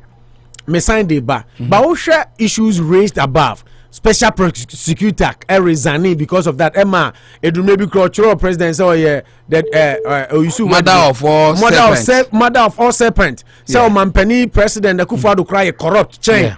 Yes. Oh, special prosecutor Yusu word we must say mother of all serpents and the man resigning Amnesty Transparency International letter come UK for say again ketasi woman ya papa mo munyintum any civil society organization I work Ghana ba kokra ni we support we and didn't na woman president be na adwe say chinchina me say they are the mistrust has to do with the modus operandi. Unless in principle they okay yanjeje kwansa but yango jisika boom dia yempe. But in principle, see, after Obama presidency, he said, "We no Ghana, you no ni nyansa na be there so. Ya man second term here. Nyansa per se. Say we no lead. Anu ni nyansa be to ama. Say you be an prayer. What is? Na nobody ni nyansa yen to man. Kwesi practice obi o ha ompe abato obi o ha ompe appointment. And do any business, but the point is, once he's the first gentleman, Ghana they share and say he presses. Ono no kan yechi. Yenya the man say he's one of the all known. Exactly. So if he decides. I'm saying, telling you, nobody's he's the first gentleman. He's the one. Yes. What do Ghana know him? Yes, China. One of us could be president. Young cockles, so he has the right to bring it back. But Monson on Yesha must say, "We wanted." No man, so what the can't But maybe listen, moral loss. Yes, on my penis idea morally, in principle, why can't you bring in principle, they also are you okay? And I make sure people have problems by law. The problem had to do with by law no BB and Siniquine. But in Nipa, yeah, conscience, moral laws. So I deal with me the bar now. No cry, good man. Say my man and now cry. Me a mother of all serpent. May a corrupt to cry my appointees. Men crop for a shisha. See ma. I dear no cry. Me a miss alcohol withdraw me. Who say to enkoye. Na it's a source and the bar. Okoye ni ye dia bar. Now she say I did no cry. Yeah, cool. You see, and because there are two sides. Or see me pay sikake see there. Ghana ye san no dwen ene yesi se na wo ye ni die wo ye na busuan chemfa ne ade no so ke jade majatum ti say me koye na aboa Ghana na me de aba. Hasn't all presidents been doing this year after year near yesi kakra? Why did he win again? Well, this thing's not there. He won again campaigning on the promise that he would do. This is the Japan, this is Galamsey, this is men's gold, this is way Mame Gola is in the Yama Gola is in the room. Manucho and you see Maganda Gaucho was the problem that way Matamidu had was the method, not the deal. That was just a deal. What is method? So he's going to change the method and bring it back because the principle behind might be good. principle say evaluation say you been 3 billion. I don't know negotiating 2.5. Already at 2 force now 2 force. I read it. At 2 force and say even the president can. The president can also reduce from 3.7 to 2.7. Even if they do that, Ghana will lose 1 billion. Exactly. So these are what we should judge. No, see, the taxpayer has lost 2.7 billion. Yeah, that is what we should judge. Maybe to say evaluation this one. Say between 200 million. No, why? If you can negotiate 200 million every year, near 15 years, near 20 cc, young Tom Crown background near the man. Those are other generations and so on. Oh yeah, that's generations. Yeah, in Kwesi can they see me now where I stand is value for money is lacking in Ghana. That is our problem. Luckily, what 137 now. So let's look deep into the deal and see what will benefit Ghana. Okay, let's look deep into the deal and see what will benefit Ghana. By being moral in another cranis and coca at force and say disrespect. I deal with the Abapoto special prosecutor cried do attempts murder of us and another corruption. So we are corrupt chain or appointees near. Why would you even want to even bring it back? At force and say a total disrespect to even Ghana's parliament, which is why Kwesi Pratt also said, say, Nanado Casa Obekasa no Anichese, Obetunia Temu. NDC MPs no anytime he wants. Young lines no so na yen fire free for no so adwen kire we don't know all. Yenya what can I say? Okay, me pacho wow number no kra mo ba international. Ansa na Oluma beba enye na natwafo news Oluma so news so. Wow was no kasama me Oluma mi awa no phone echi. Hello. Hello, my into. And you're not natural. I would Pfizer now filer. Okay, I would file my into. Oluma me pacho. I would do me pacho. We are born mine. The coupon shiro and pleasure Elio Cassia and 2 from my native hours about my party near my uncle and you. When you are Manucha this New York or Nanucha NDC Chamaya or New York, no money New York, Nanuka say one body man and the Pumba Enche, Nanucha MP Aladi said Haruna, who has tomorrow one cheer, yet in Cambotana, Tina in Pabotana cheer, or Bena one dinner upward, you I'm a one to my up on top of Villa, and you are my penny back in Ghana, Tibia 18. We got to show the rare Tibia in the Ghana, Yatim Minia, Capel the book lecture. In there, my penny back now simply a state of the nation address. Yes, but I get up to do, but we now go watch. Number 1, yes, you are my penny corruption. I tell you, my Ghana, my penny can watch them. Minion, the overmarket I talk because economy, I'll do all my money. In the business is our money, I'll do my penny back now, I can watch them. Minion, get some can you Ghana, my penny, Gina. Simply to state of the nation address, get someone come over Kukura. You know to Maya to Aba, Akira Bakuba, who were tree, Afrimu, Marine, and other Virginia simply to some actual Ghana for one come watch them. You know to a man with another to send another catcher say, why is that? And the state of the nation address, so you are working coming. She knew the Papa Maya, that one was an repeated. President Mama, everything of the nation data. Over to Kumasi Military Hospital, Masi, and Pauka at the home, Kumasi Center Market, Masi, Ubeko at the home, Kumasi Shoe Factory, Masi, Ubeko at the home, Kumasi International Airport, Ubeko near the home, one Chitubri Park, one Islamic Training College, Ubeko near the home, one Chia Senior High School, Ubeko near the home, Second Interchange, Kasua Interchange, Rich Hospital, 617 bed, Bank of Ghana Hospital,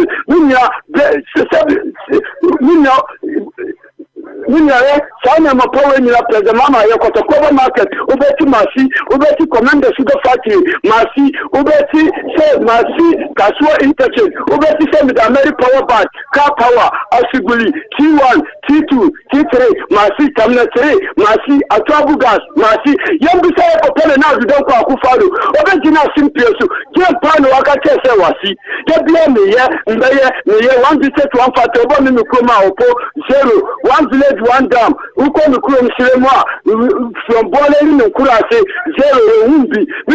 One district, one warehouse, 0. In Germany, the real state of the nation address, the marking cartel. Never man call you, or man, I see better, or man, I say, or man, I opinion, insecurity in Ghana. Number call you Ghana, until my penny, one back in the real state of the nation address, and check Ghana for the way they were pretty way they be Papabiano, the Ghana for now, coming 2024. NDC Baba Beti Ghana, I feel how Ukuasum, no yellow, ni Bria Komi, NDC, Baba Beti Ghana, I feel in your opinion. Nana Ojam Abu Amatu Asuma, we are now Oluma Soko.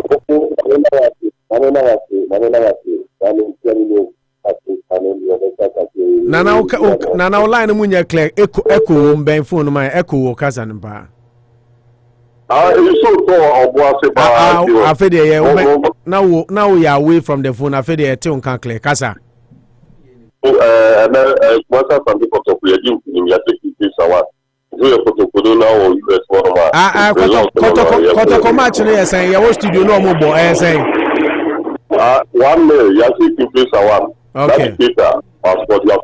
Okay, yeah, that's okay.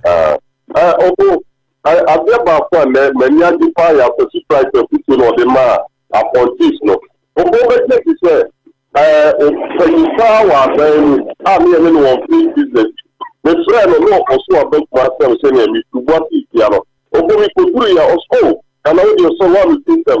Emergency give the man say I for and can see maybe my price at the wrong side. Young price about for. I will put them for them make up on I'm a deal for your friend. Your friend also. Why anybody put me? Oh, I'm about to know from what my big black guy, I won't fire. Also, you people are full. I guess that I still for you get to airport about the Biamo. You say, your player was one and only a person of baby children. Some say, Papa, when you are point here, the minimum. You say you have to tell me. Ya kitu wewe etisapo na obenyano obofo we diriye papo ye zomo mofa eni ya lu gatia ankana ewo mo eni me yebra parliament ye jesu fire bui okuma mi so jara ubi temi jetra ara makoto bombo.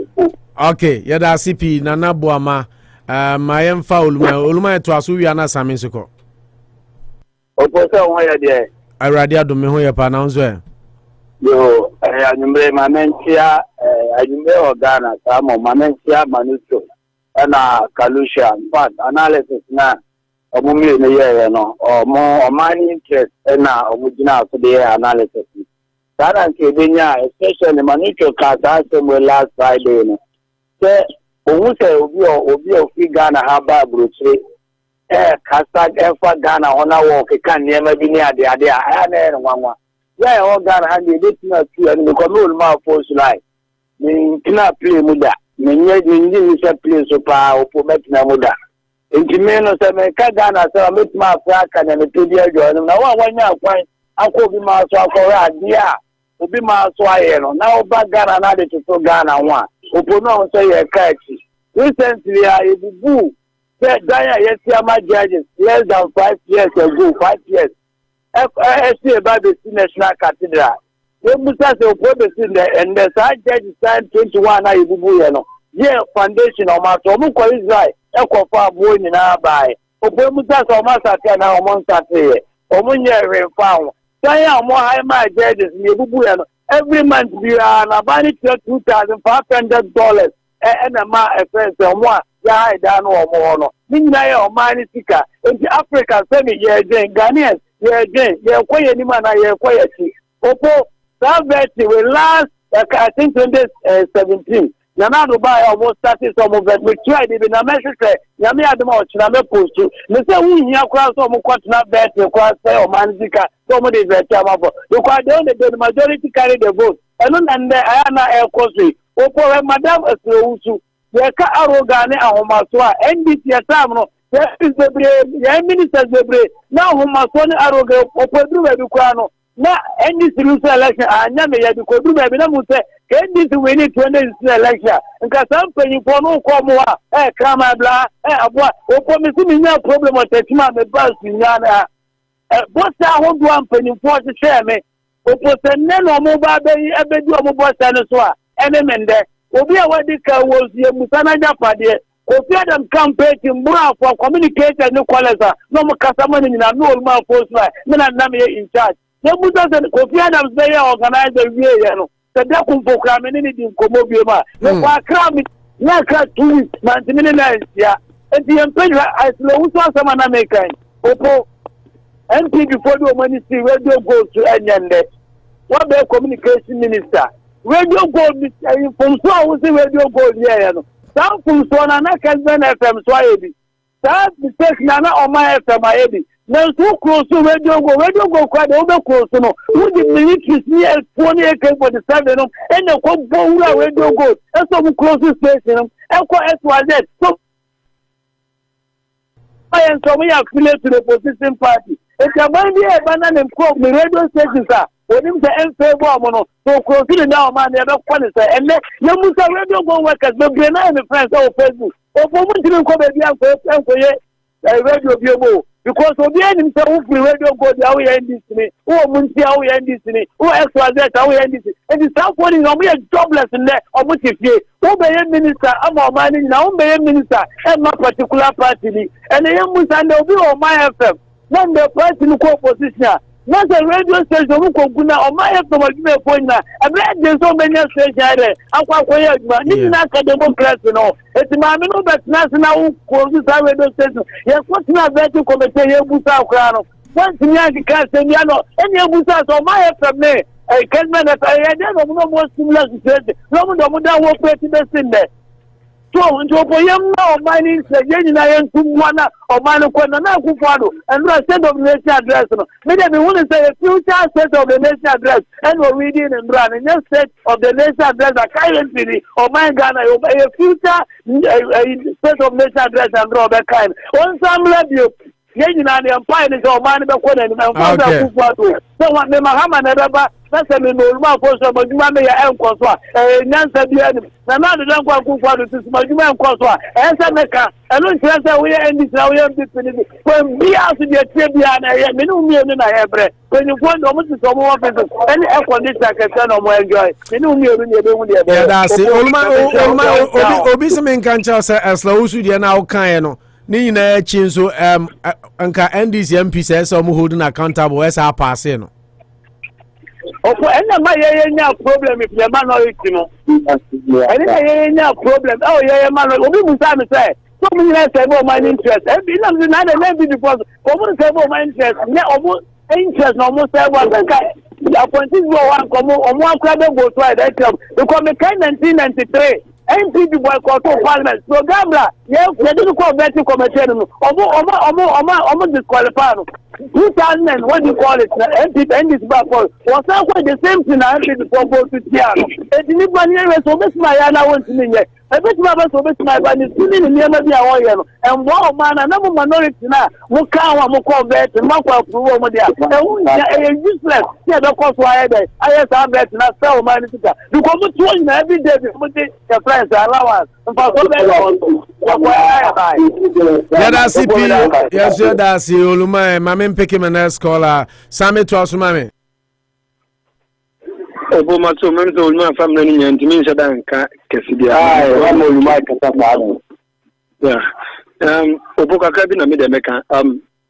It is that time I say, so your MPs, any ministers, the citizenry, I say, hold on responsible for any misconduct, any name of whom be a possible, any ministries, because the problem.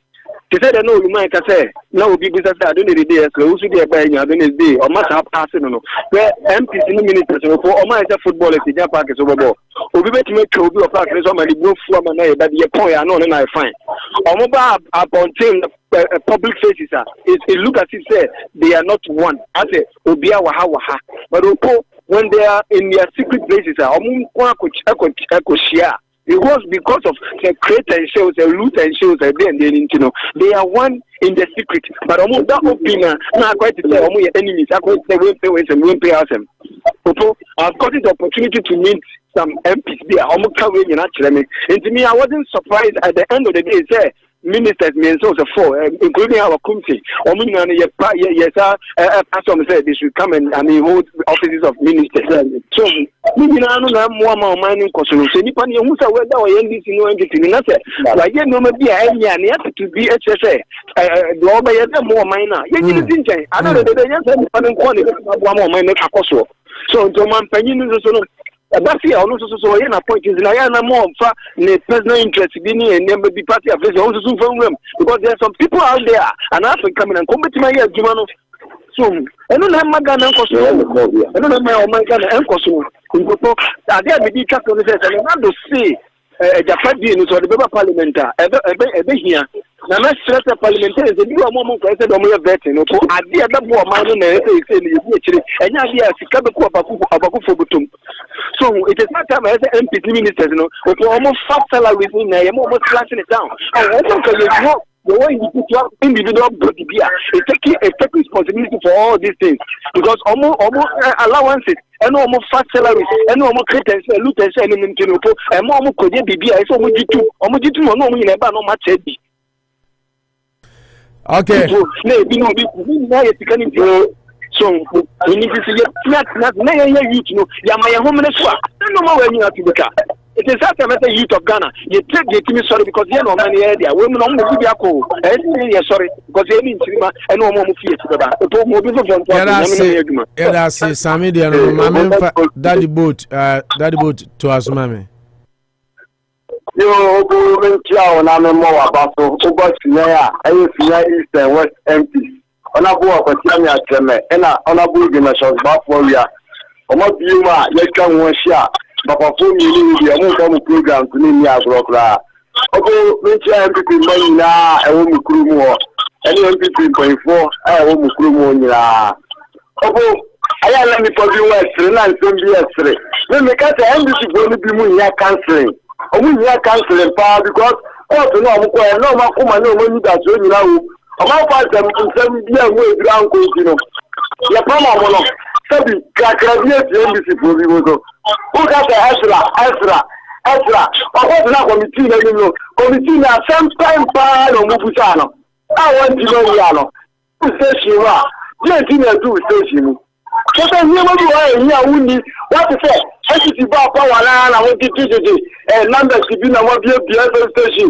The play of new program via over Trawa or 2.4 times. We are to all the station to Gavelema. Oh, my son, in the car, I know people at the party, never said, or to me, blame after. After we know to 2 million, almost one quarter, we are ready.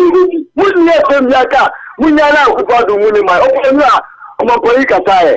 No man, I need your baby, what's to say a day. And then now, with a son, that's what I say. But yes, I know we try more. We are more moons here, and this 29 to 27 years. And now, my dad come and say, oh, my, you know, 27 years, you be my MPP Abaya. We can't be say, oh my Ghana, I got to say, you move there. Oh, never could have been seen. I mean, the youth of all buy it. Let me say, do me like a sack. Mahuma could do. I can take a do. No, you wouldn't move Grandma. Oh, boy, I know that. Yeah, and I could the first time. What I was saying, I would have tried. I wouldn't know for free water, Obi, free SHS, Obi, Kobe.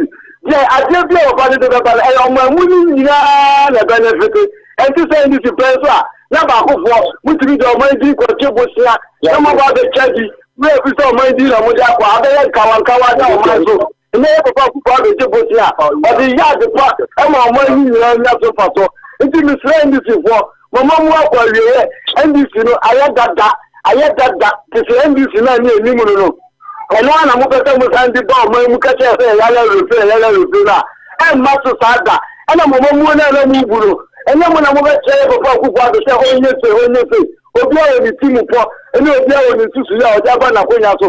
It would and then we are to about Yapao. What as is how people are more power recorder. Let's go. No, what 20 something and children will be. You are not a family record to Mamupo, near we are a momo, and then the ground for the fire for Akufo-Addo de my idea. We blame you as a society Ajinama and this is where they are about because when you move I'm going to take it. Call us to me in NDC. The other than I'm going to salary, I know what you know. And now we know the salon. One saw more come. One saw more come. We shall care of Akufo-Addo. Now, I'm seeing 4 years in 1 year. I never told me, Clement 2024. That's not why MPs are more so. NDC, like Omungwa. One lie, Omun the Papa Ukra. This is a good Okay, yeah, that's it. Daddy boat, Yamisha, I'm never doing Raman to us, now, Mamma Kazakra. Hey, Raman. Raman, me way about my fan to it for them. Maybe hold on, my own say Bimu send me a message, or move it to me. Me Pacho say, if you move text or Facebook say your shows no cost of that bang. Mordecai at the year Dazi. We say, please, at what times is this program done? I love the show. My respondo on Facebook said, Anopa Bosuo on Monday to Friday, America 9 to 12:30, but our Ghana at 2 p.m. to 5:30. Mordecai, minim say our Ghana and answer our America anti program. Your app on so Play Store.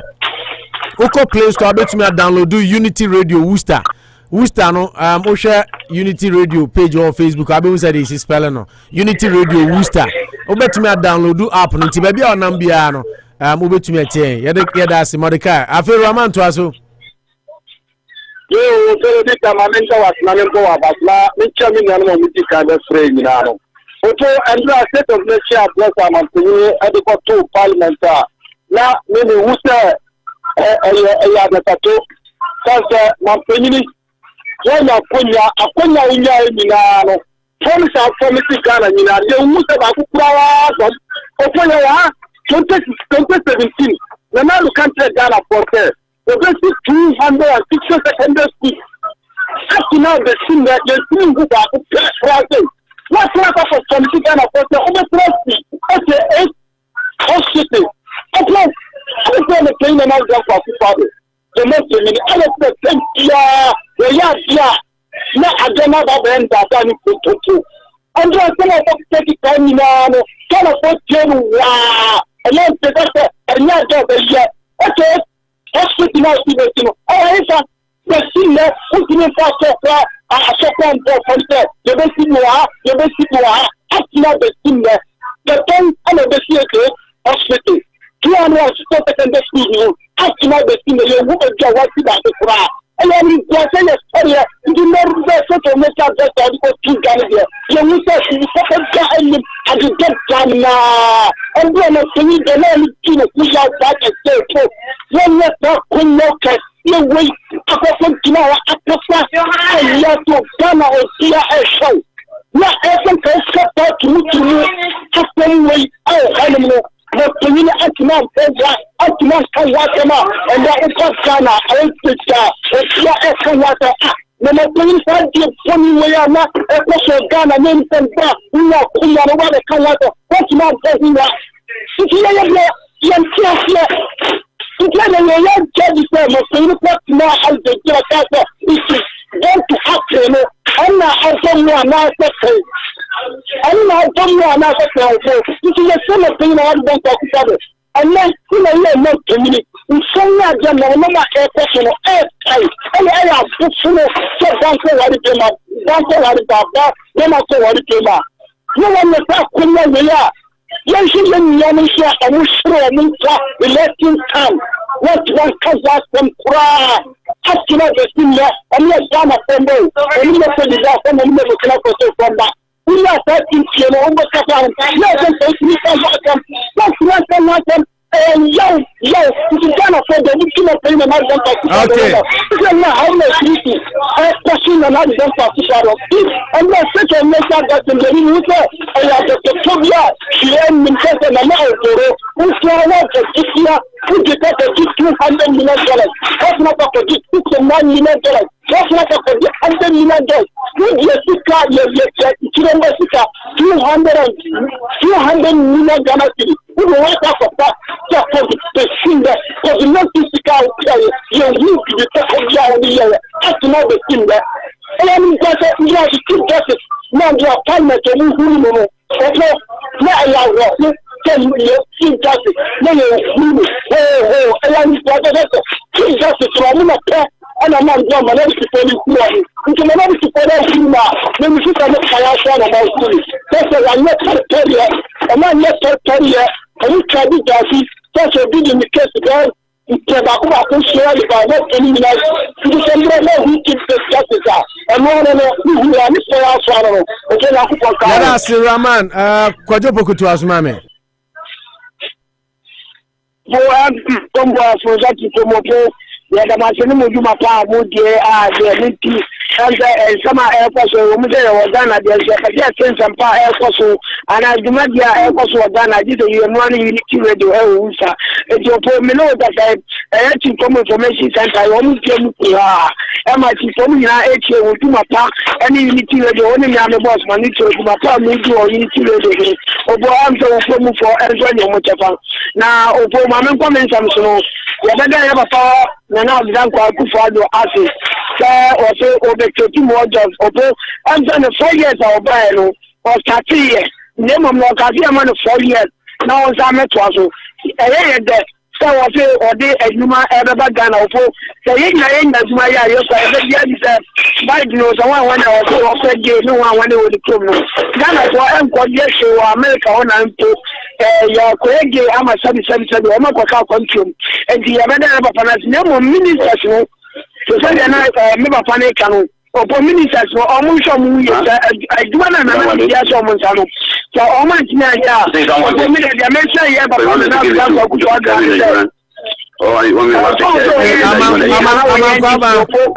to patch on mute to phone on our cousin by Senash.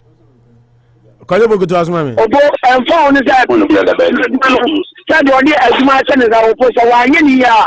A quite as what this and the social say Africa. I'm a Ghana, you know, or Ghana into the much of it, and then we can I NDC something to when NDC terminal and Tuntai. Now, the Senate Fatabia now. Also, the minister of Bayano, often in the Bay Ghana, to my person. Ministers now for me to at my Senate Sabiano. I'm going to say, now, Ghana, and I Ghana day, and here I did make the Senate as one year more my Ghana, and the best wrong. Opomomuchen and another down Akufo-Addo, the new end was because NDP when I able to Opo, and the NDC there. You better Munkandia and you better Opo the maximum catch you better have a pass, don't Gamani Mama, Opo, and I'm a tenacity, manager, a manager, a manager, Ghana.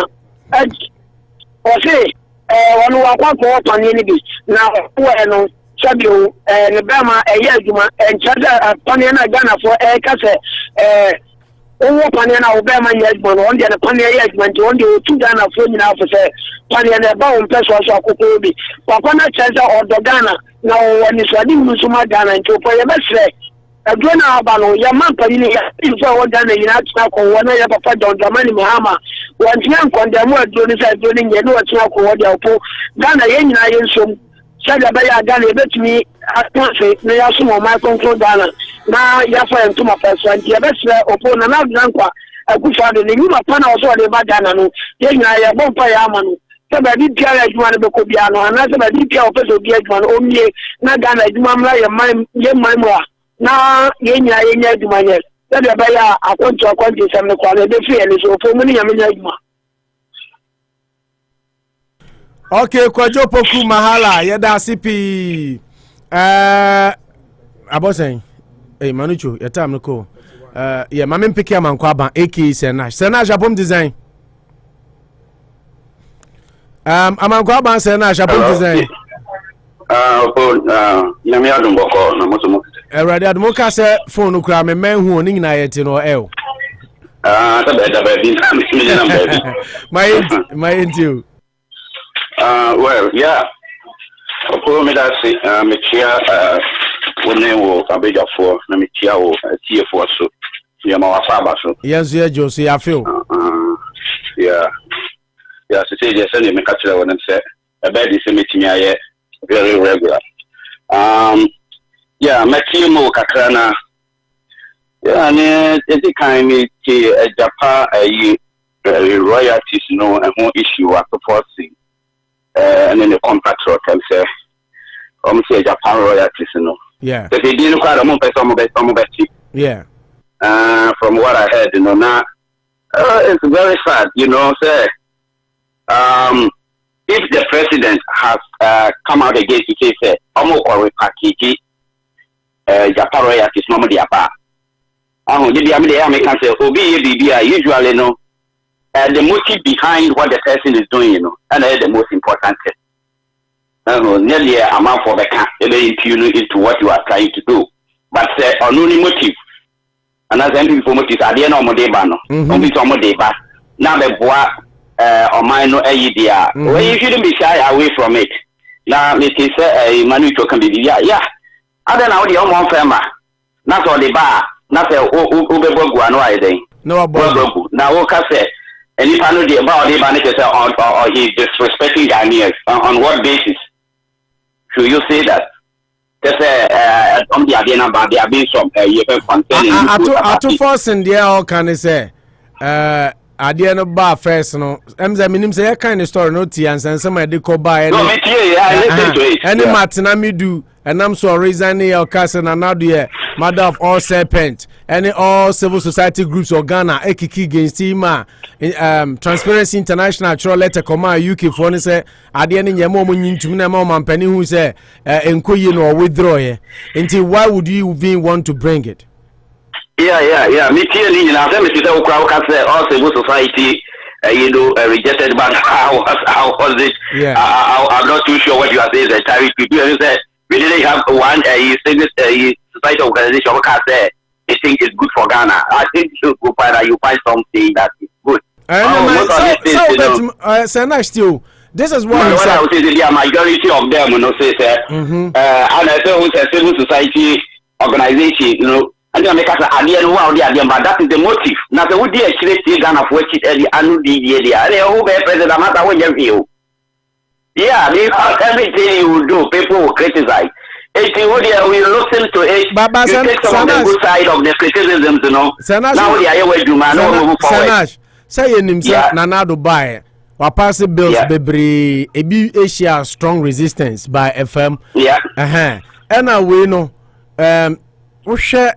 circumstances ni controversies yakoba ho I strongly believe say Nanado nankasa hu say no enema bi ne day nti ese me twesan and based on that is why people criticize say what package it is on office ADNM Ghana for it's not American Saudi Arabia because on the buy amount for have looked at the contract, they have looked at issues, and then so you have to why don't you wait for the person to come out with the way package, version of the whole contract or what agreement, and then look at it, and then based on what maybe certain point to find it, then you will get it.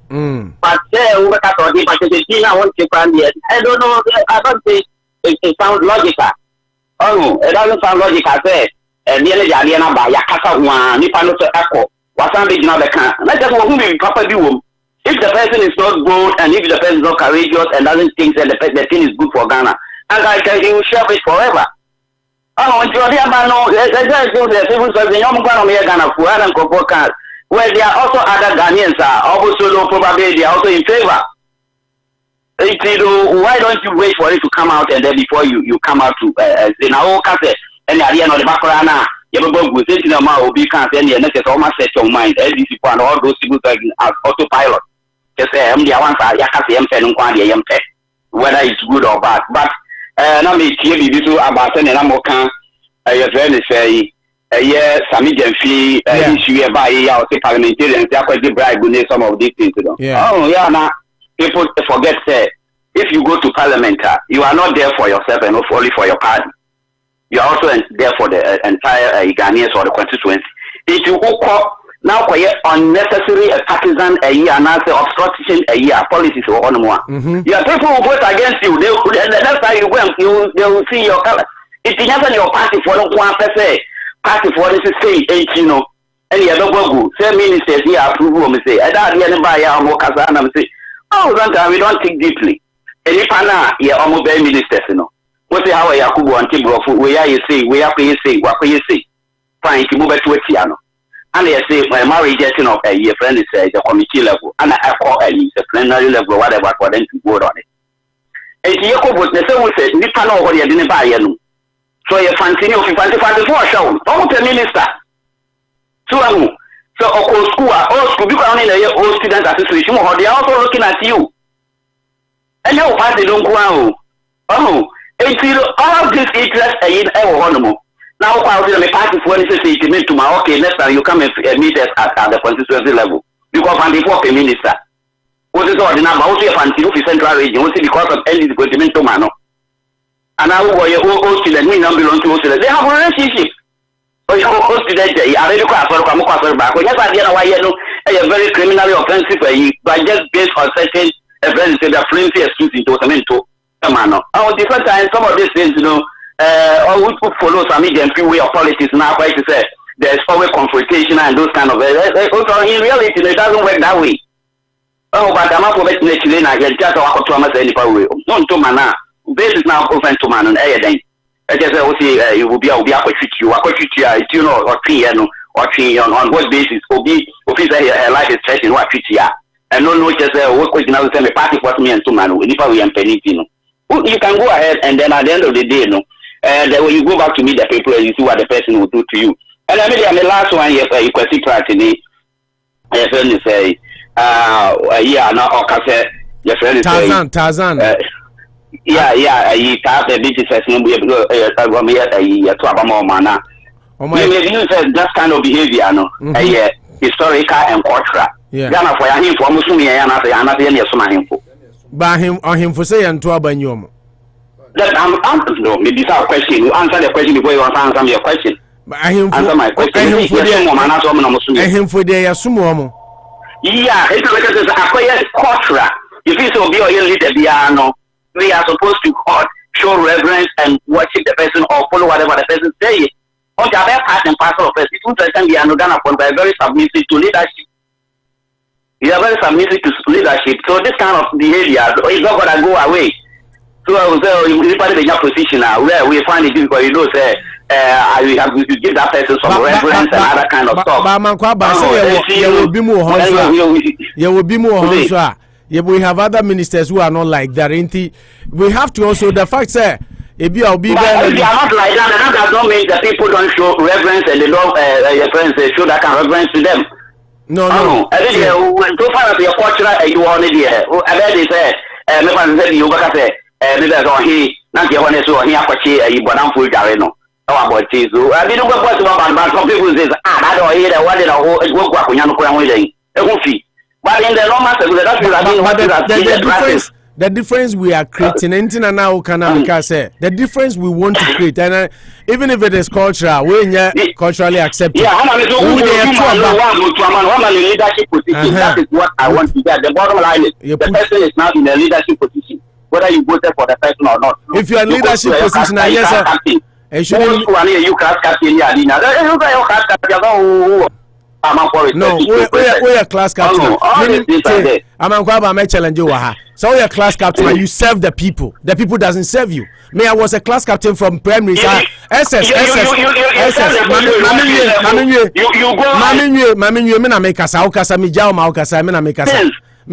No, who give you instructions?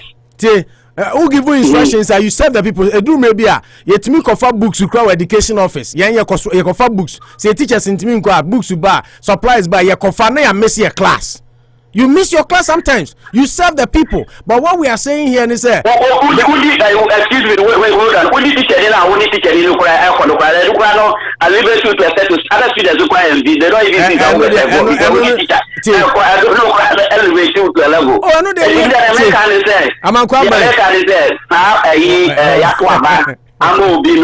now see Onipano. I don't know, some of that form is not going to work because the doesn't encourage that kind of behavior. It's a give and take affair. I'm going to say, Yanka, sir. obianko da from 7 ne constituent. But the impudence, the arrogance, now even another arrogance. Can I finish? Now you didn't come. Adam, you shouldn't talk. This is what we want. What kind of arrogance? I'm going to use you. Okay, sir. Kasami, I'm host program. My point is say. Now those 28 ministers no kotia some kan kono kotia ono ankasa na your boy. Until the thing is there. Maybe the thing is there. Ade ne wo ho a enye ministers ni nyina. Ade na wo ho say they give example. Give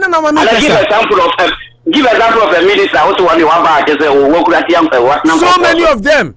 And until how are Yakubu de oye na ye. Obisame. Until how are Yakubu your wife? Political lens. How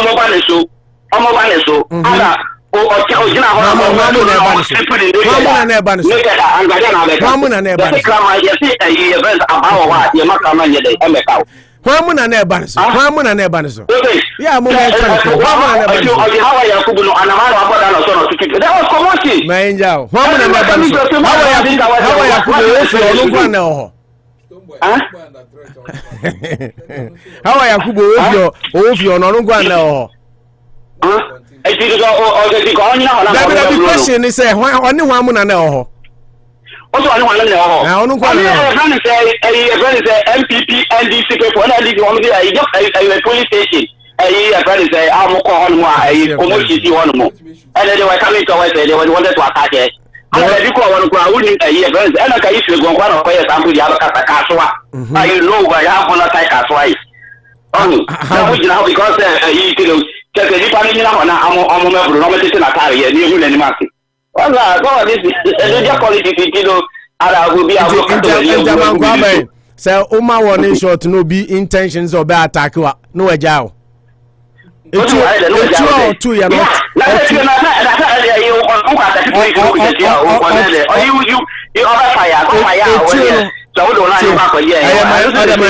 My phone see about us watching. Okay, yeah, the chair does. I was trying to me for free beer, high Unity Radio 1039. I'm on a Bosuo, but it's how are Yakubu Kra 2 friends, how are Kumsin, right? Or 2 years, not so naga or covert, didn't she apologize? And he's idea, and why would you even apologize? And just like Manucho Kano, so maybe I attack you now to one in short. Now say the intention of the a lot of people a pistol. I say no, what a pistol. When I say AK-47 and a machine gun.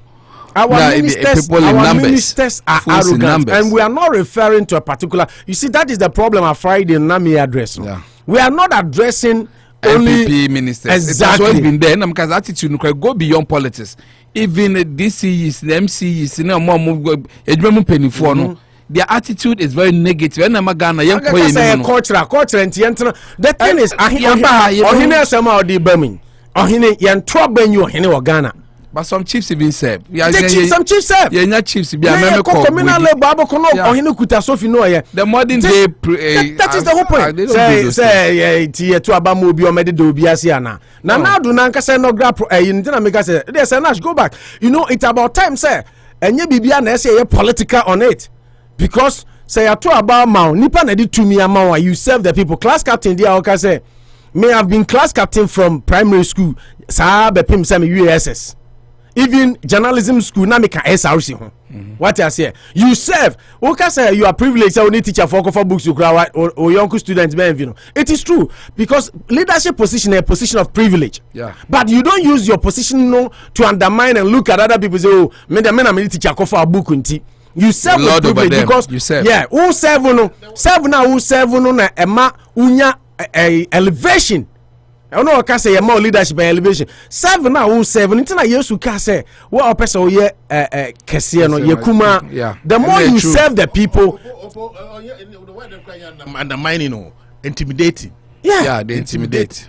The more you serve with humility, and I don't know how elevate you before the people. Because we had class captains they were too good, they were 7. And I just not send messages say and she and there. You realize that time pushing there. They don't lord over you. Exactly. The modern day a sense of responsibility. Chroma say your leader is the one. Ghana ohene and 2 ohene so aba. And ohene man 4 years in coma. Ohene ya appointee ufi royal ye chutu ne eku na say then stop the position say you to lord over na say wakona won't your husband even say that you don't even deserve, the people don't deserve you wokwa 7 convenience or mumpa. I mean sometimes we shouldn't me money say your stretches they fight for the position to intimidate and look down on the people. That's right. And we pay advice. Some will take it, some will not.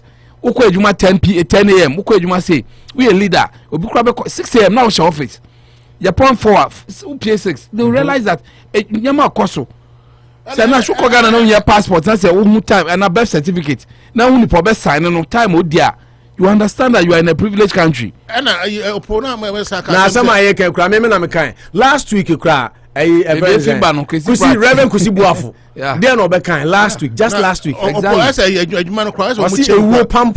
MPP because of omo DCs no appointees and a form far abam. Then minister etimi tu kwan. Na fast bet 35 eguni eyisu. Na deputy minister no mo fa mo de mo yede. E ka hunu an mo boy kwa. Oko kan ese asemi enka.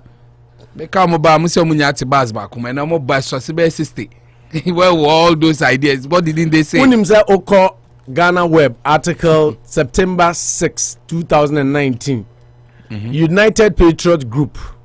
Ede Akufo-Addo nkwa 20 top arrogant appointees. Yeah. What the old crowd who say article no da. Oh yeah. Article no da. Yeah, we are not and I am a mistake I say. We are not attacking Akufo-Addo in Abayon. Yari ewo Ghana. And right here says any can stand up with there. Yes. Time our camera say recorder. A journalist say they are sure no I say no I say arrogance, shared arrogance. Time Jeritia say babies with sharp okuje to black one Sam George. But what we are saying is that thing has to stop. MPP for criticize. Yakasa says Yamanka, Minister of Interior. Yeah, no, not right now. But I can say violence begat violence. Election, economy, I'm going to NDC MPP time. NDC time. Oh, okay. Violence. I want to remember the name. Minister for Interior. I'm going to finish. Okay, can violence be begat? Saturday or Rock FM. Exactly. The way we blasted him. The thing is, we've got to get rid. We can't say advice. Me, we are government appointed. We know hene. Into winter for I want to do hene. Oh yeah, that's right. Queen Elizabeth on Boris Johnson position and your pet. Boris Johnson is serving the people. Queen Elizabeth is being served because she's the queen of the land. Into winter for politician position matoto Otumfo anase Gamashi anase Togbe anase Hwana Untumi fan to ho any politics are 2 different things because we give you our mandate by voting for you or a royal family royal blood lineage. That is the difference we have to create. Even if why would you fight to be a boss and say I'm going to you are too so about you are lord over them that you are Akufo-Addo be prena ye si we hwem na what one wakuma 2 say I mean Mikai Babin ye be ye we no ni shen he badly wants it at the end of the day to better your own life and reach your CV, but serving is ultimate. So you lead the power so there you are not there to serve. There are so many ministers are friendly advice. MPP abayo mo bo mo dia obi ati omo so. Oh yes. No, ma sorry. Oh yes. So even Napokra wa exhibit sa stubbornness ni arrogance ni bi Napo even anasa na shibi Napokra oye otumfo menkansa menhia Napo entina education minister yesan de man no. He didn't get it again. Sports minister. Yeah, sports minister. Owusu Asiama. We can list a number of them and in incidences. Into what we are saying here, we are talking at the large interest of Ghana. What I say, friendly advice. You know what? In the past, some of you have been very arrogant. Kwesi Pratt, one idea Ghana politics exactly. For him to come out and say, "Me, mamu caution, mamu behave to say Tarzans." No, we don't need to be advised anymore. Abuja, the musi idea. So like I say, but my infant to Ghana for him, Worcester for him say, "Yenya a year kasi said the Eddie kind abo." Muamanie ɛyɛ yɛn papa ɛyɛ Foster Nyako unya ne baby koye na ano yɛde to mu anim srɛ mu ɛma mo bɛboa ɛma yɛdi na ɔtweda no kama na ɛnhyehyɛe mu no abusua ɛse yɛmfa nto mu anim sɛ yɛn papa Foster Nyako afei na akwanya ba bɛda hɔ sɛ yɛbɛtena se na bruni bɛka sɛ yɛbɛyɛ no final funeral right twika sɛ yɛbɛka sɛ yɛbɛnom ne ho sikasa Opening Foster Nyako yɛne na ti Worcester ha watena ha kyɛ Ghana for de minim so obi anim no odi mfie aduoson na abusuafo ni bi yɛn papa Alexander Nyako Joseph Abede ɛna Dinah Nyako ɛna yɛ maame Patricia Newman ɛne ɔhene ba Nana Foster Nyako na abusua se yɛmfanto mo anim sɛ nyame adum ama sese deɛ bibia da din ti yɛbɛtena se yɛn papa Foster Nyako yɛ memenda March busumi ne de to so adu no 20th March ɔmo kyerɛ sɛ ɛbrɛ no Anopa no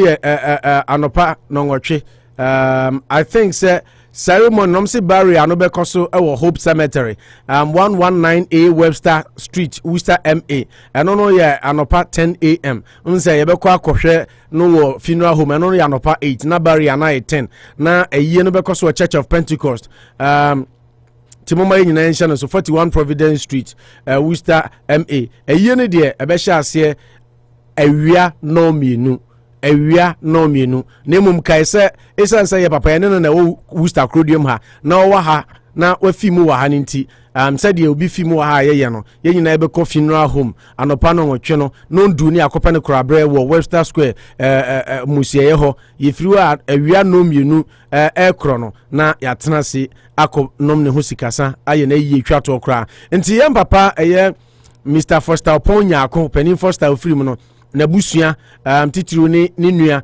Alexander Nyako se yemfanto manim se 20th March nti hye so na yenkope yen last respect emfama yen papa Alex Nyako Foster Nyako a wanya ne ba bi koyi yenko jano kra na yenko kra na chi da bia meka se sa asem to obi se na ye ka enye wo a wo ba se ye wo na obepese nipa baba beja ode a ene ato obi nso kire because of the COVID restrictions ni protocols ni nti abusuasi yemfanto manim se 20th March memenda na Anopa no domo a mobetumi aba ni na obi eba na wabomode na wahye mask na mo social distance se de be ya yare no en spread na enkofo ha obi anso emba timoma nyina ye nhya no so na nyame ya aduma yemra na yemeta yem papa Alex Nyako ene abusuanchi na yentumi enhwe na yenja yem papa Foster Nyako so ekwan nti enim se Worcester fo mo beba nti ya pene mo dada Francis Punana misi opo welcome hope you are doing great me da say I also hope